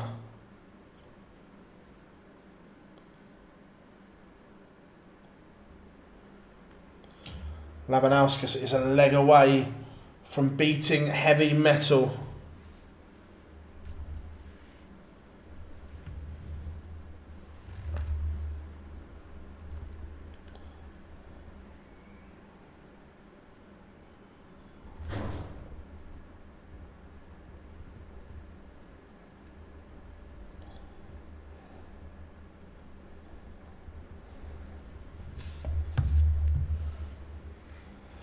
I'd like to think so, Brad, but no. I don't see it. And I'll tell you what I do see is Labanauskas with a stunning performance here. He's effectively stolen the darts here again. And is he about to wrap up a 6-3 win?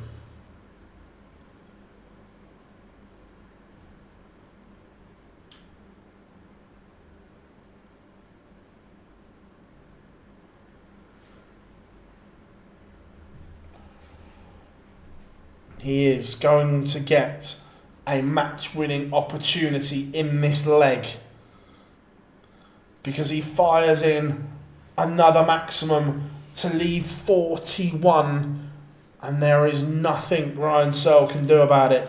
He is now praying Labanauskas misses. 2 match darts. Ooh, only one. He's missed a big number. Laban. One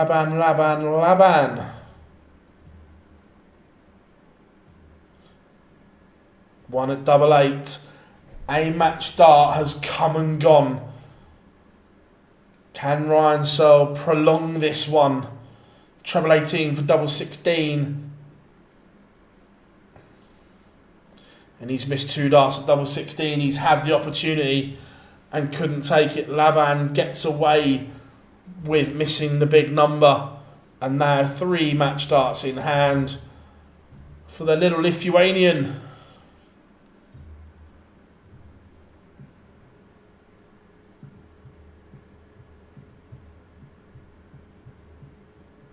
Lucky D has beaten Heavy Metal, averaging 103. That is very, very good from Darius Labanauskas.